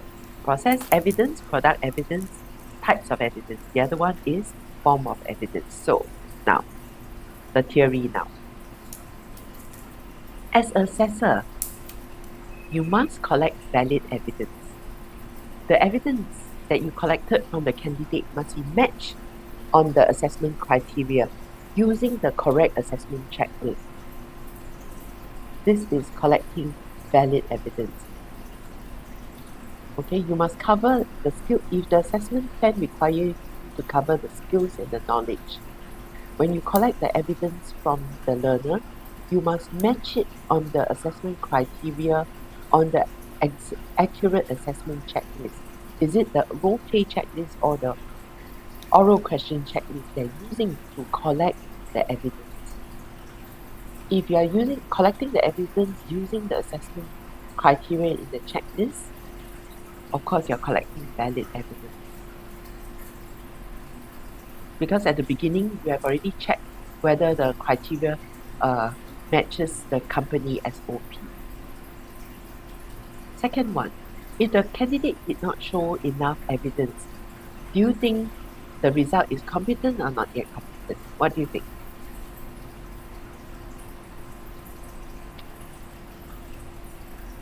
Okay, this is a bit conceptual, so maybe I will use this as the example. Valid evidence. Collect the valid evidence. You got to make sure the evidence collected by the learner, you must match it on the assessment record. If the candidate show the following evidence, then you tick along here. This is collecting evidence. This is a show me evidence, role play. This is a skills evidence. This is a knowledge evidence. The tell me evidence. Yeah? So by using the correct assessment record, you are collecting valid evidence because your evidence you're observing and you're marking along the way. This one, when the candidate answer the oral question, you tick on it. The marking part, you're using the correct assessment tools to collect evidence. That is collecting tools of evidence, valid evidence. Sufficient evidence. What does that mean? Sufficient evidence means that is that enough evidence? The role play criteria that they showed, here they want all. Might be too small, just go on presentation mode.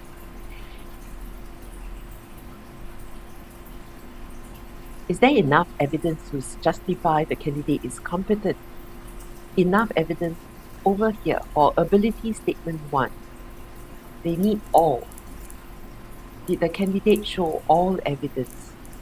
If they showed all evidence and 2 of the following at the bottom which you cannot see, then the result will be competent. So you mark to judge whether the candidate is competent in ability statement 1. They need all evidence and at least 2. If they satisfy this, the result is C. Yeah? If one of them is a cross here, then this one will be a not yet competent result. We talk about recovery later. Yeah? Question so far? Determining sufficient evidence. So when we mark here. This one I can say 100 times and people will still mark it here. You don't mark it here because here is the decision of the entire column. When you mark it on the left-hand bullet point. Yeah. And so for oral question, if they need all, if the candidate answer 2 of the answer correctly, then of course the outcome will be competentness as well. Yeah. For oral question 1, the result will be competent. This it means determining sufficient evidence. Can? So today is on concept only. Okay, so give me a moment. So then the next one, current evidence is a form of direct evidence. So they achieve current evidence if the evidence is shown, demonstrated in front of the assessor.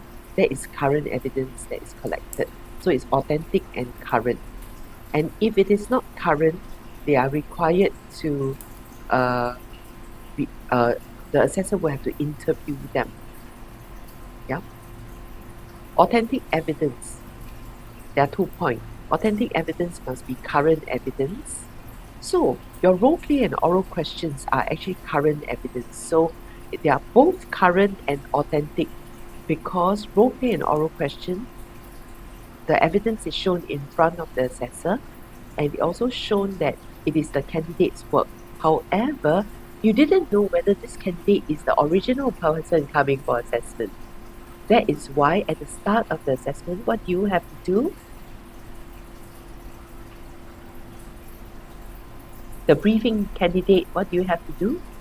To make sure the person is the correct person. You do this for every IELTS assessment. IELTS assessor will ask you for the IC. Yeah. So what do you think we check in the IC? The name and the face. The name, the number, and the face. The structure of the face. Yeah. Yeah, the structure of the face. Okay, good. So this is the rules of evidence, just for your information. Okay, can. So that's why when you collect evidence, Number 7, it must be current, it must be authentic. Okay, it must be current, it must be authentic, and you must also collect sufficient evidence, enough to satisfy a C for ability statement 1. And you must use the correct assessment record to collect evidence. Yeah, I think that's important. Yeah? So section 5 and 4 to collect the show me and tell me evidence. So that's the rules of evidence, and number 7 is your code of practice for assessor. Okay, good. So now, your homework is to take the whole assessment plan, item 3 in my email, and what do? Change 7.5 and 7.6, adapt it. Okay, that's clear for the class. The second piece of homework is to just browse through principles of assessment and rules of evidence. Let me know if you have any questions. The third piece is just to teach you how to collect evidence. Okay.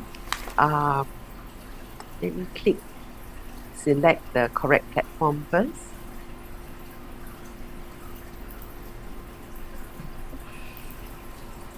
In Canvas Challenge 1, IAL has 4 videos. The first one is briefing candidate. Second one is conduct role play. It's too small, is it? Let me see. Okay. The first one is briefing candidate. Second one is conduct role play. Use this one. Read this one. Read this one. And read this one. Giving feedback and result at the end. It has many errors, but it's still worthwhile watching. So this is what you're going to do. Okay, you can anytime watch this on your own. But the trick of the trade here is, let me open up something first. The trick of the trades here is, let me open up the assessment plan.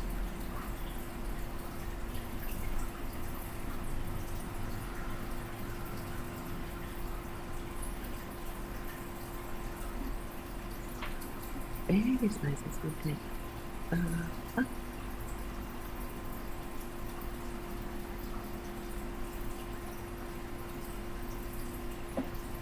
Okay, I'm opening up the section 4 and 5 of the assessment plan.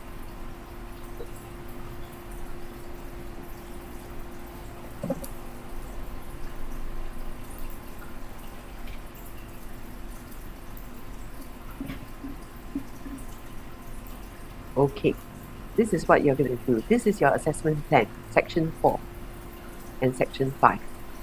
Okay, you're going to watch the video. As you're watching the video, guess what you should be doing?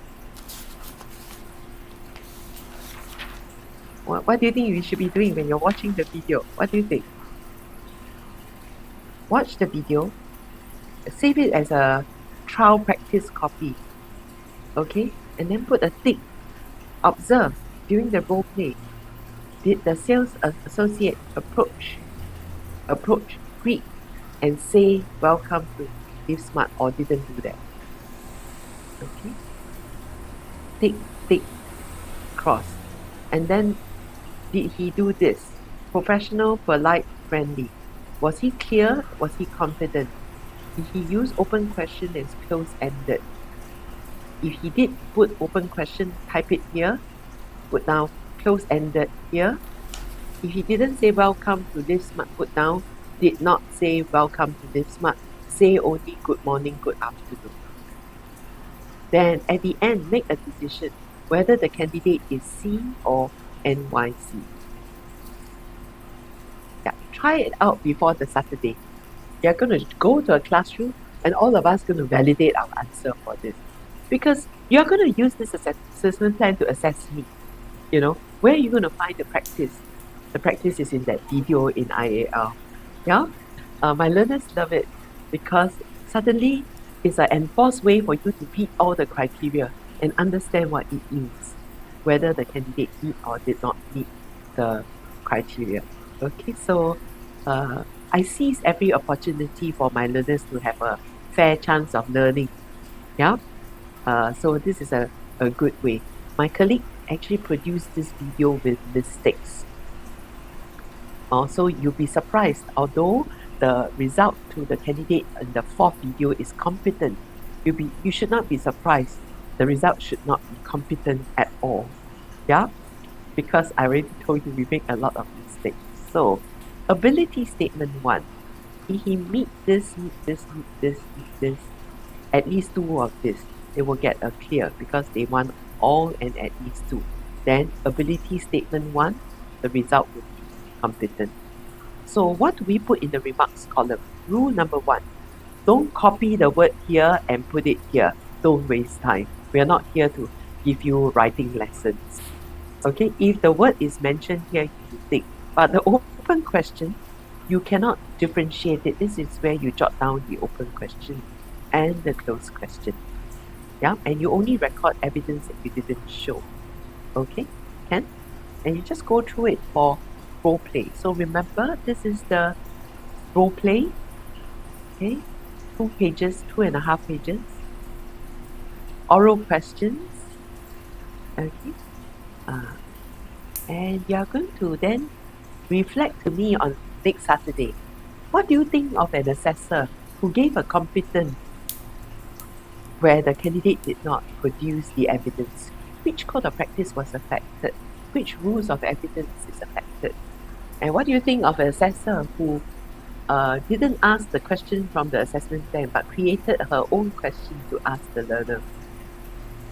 Which principles of assessment was affected? Validity, consistency, etc. It's very, very interesting. Yeah? So while you're doing the role of the assessor, you must reflect, what does that mean if I didn't do this? What does that mean if I did? It's not about right or wrong, because when you're on your own, you actually stand on your own. Until somebody finds that you do it wrongly, you have to then stand up and reflect your own right practice and wrong practice. This is how our life is, because a lot of us are, when a complaint letter comes in, you have to justify in many ways. Yeah? So it's good to start thinking about it, but I'm not going to ask you these questions during oral questions. It's more professional reflection. I'm not going to force you to do that as well. Okay? So there was a piece that I haven't covered because I'm not ready. It's actually later on. Yeah, I'm almost ending my lesson. Some of you might be very curious about this piece.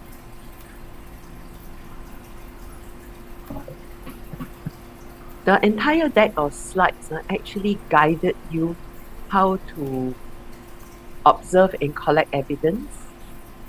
Record evidence, what does it mean? How to record evidence. How to give feedback, etc. Okay? The only piece is how to recover for not enough evidence. Skills evidence not enough, what to do? Process evidence didn't show, how do you recover?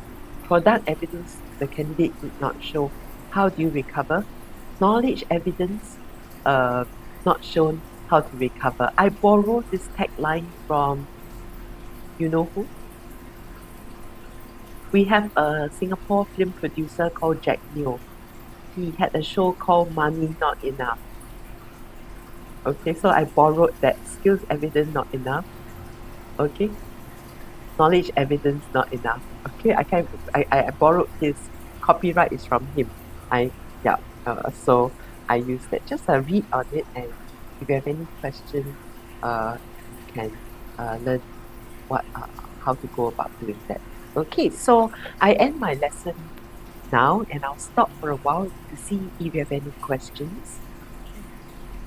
Now it's getting exciting, right? Dean, just to ask you, so there's not a document that you say that you need to do homework, right? So over the, let's say, the 4 bullet points, right? Can I just put like either NYC or C, or do I really need to put C or NYC for all those 4 bullet points each? Okay, give me a moment. I will demonstrate that. Go back to good question.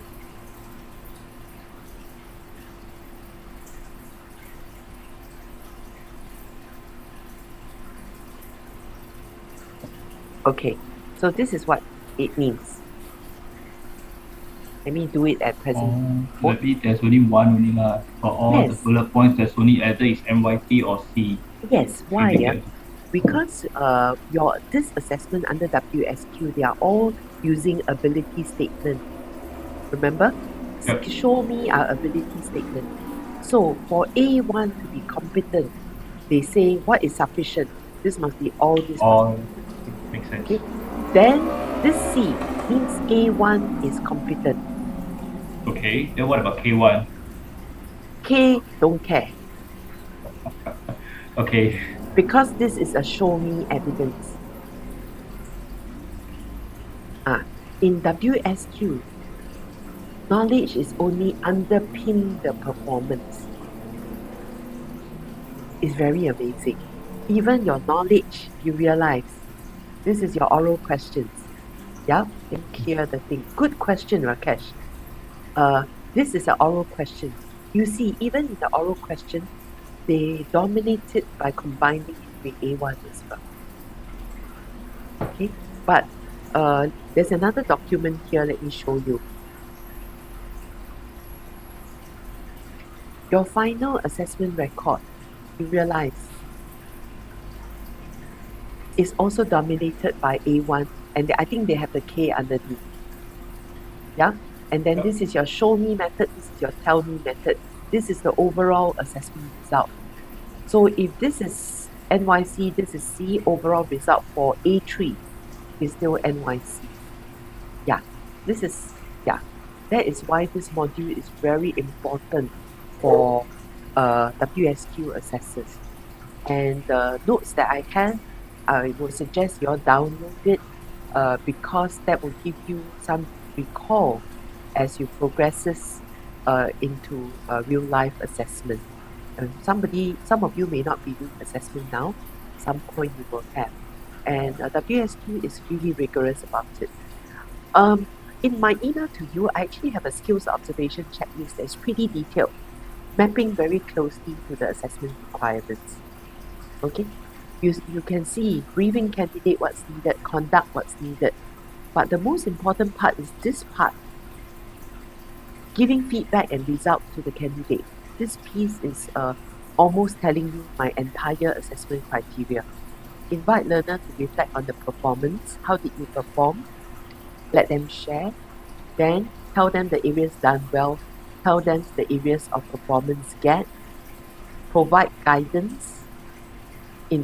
That means how to improve. Inform them the assessment result.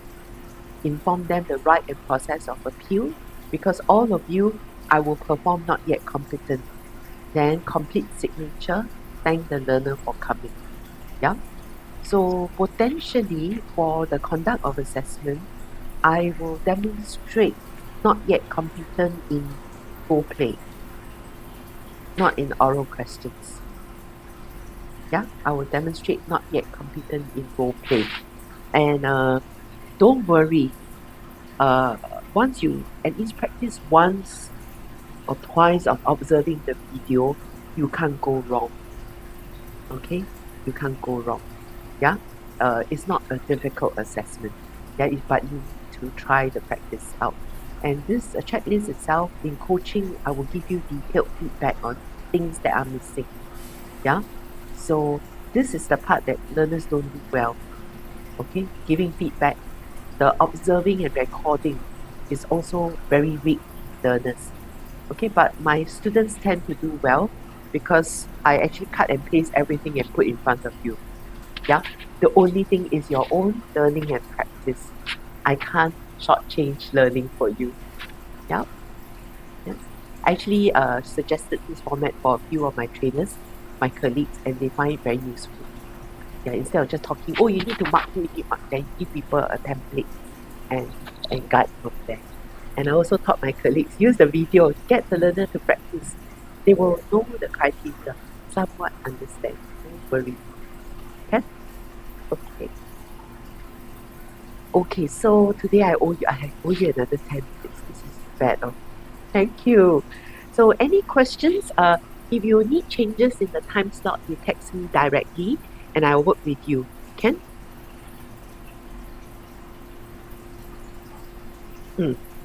Yes. So you just stay back a bit. I will confirm those who need to change time. Okay, and those have questions, we stay. Okay. Question by anyone. CF, you're very quiet. You okay with the lesson? Okay, can. I'm listening. Listening is not good enough.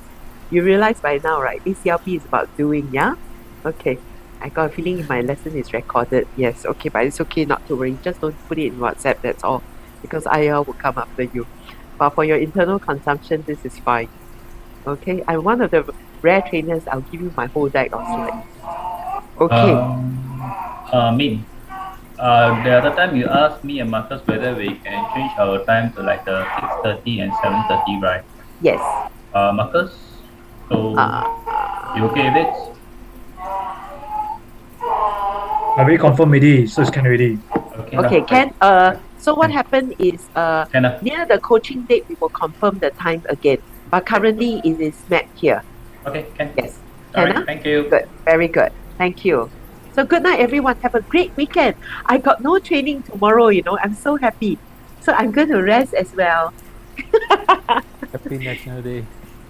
Oh yes, National Day. I must stand in front of the police station when they raise their flags tomorrow. Yes. Tomorrow? Oh yeah. You don't have to do it on National Day. You do it when you can. When they let the flag down, I stand there and wait for them to finish first. I'll salute. Yes, Marcus. I'm trying. Good. I'm good. Yes, okay. Forgive me. Yes. I miss school. I really miss school. Standing in the quadrangle, raising flag. I do. Sunshine, choir every morning, raising the flag and sing the national. I do. If I have chance to lead a choir, I will do that again. Yes, I used to lead a choir in the EDB for every Christmas, and all my colleagues will lead a different instruments, and they are so talented. I don't have to do much work.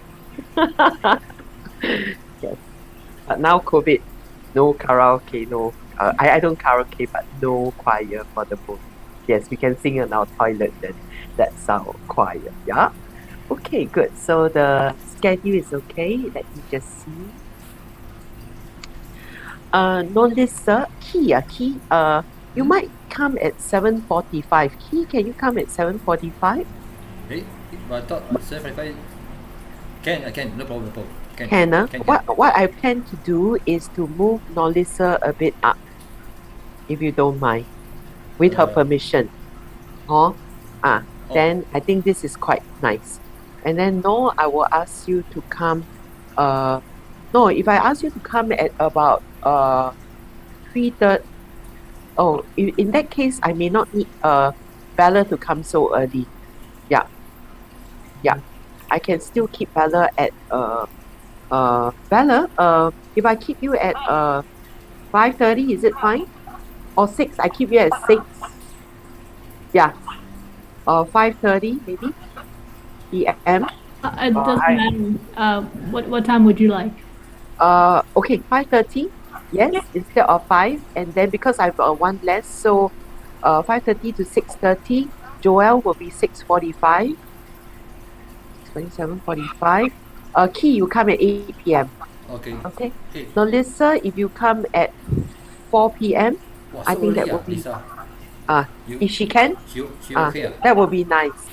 Yeah, I've got no more school. It's Teachers' Day, so I'm free the whole day. So. Oh, it's Teachers' Day. We will celebrate. Yes. Okay. I can add 4 o'clock. So what I'll do is I'll make the changes here. Okay, to 5 p.m. Because you said this is gonna be at the IAL, right? Face to face. Yes, it's gonna be IAL. We can end the night earlier a bit. Yes, I prefer that as well because it can be really cold for me. Thanks for the consideration. Hello. Yeah, somebody has a question there. Yes. I do. That day, if I'm to meet, can you share the thing again? I will. Give me a moment. Sorry, can I go first? Please do. Go. Close already. Let's close. Sorry, sorry. Bye-bye. This is for scheduling questions. Thank you for the team bonding after 9 o'clock. Yi Xiang, give me a moment. I didn't know my finger was so fast. Oh, okay, Yi Xiang, yes. The Yes. assessment, is it possible to make it earlier? Cause I got work. At 9 p.m. is it? Yes, cause it's on Monday I got work on Tuesday. Is it? Yeah. Let me see. 6th of September is Monday. Monday. Yeah. So is it possible earlier? Cause Earlier cannot leh. No slot. Earlier you working on Monday or not? Yes. Oh, you working on Monday ah? Yeah. You working on Monday? Unless Yi Xiang takes the Friday night, because the next day is a Saturday, then that means your Monday for Min will end earlier. 6.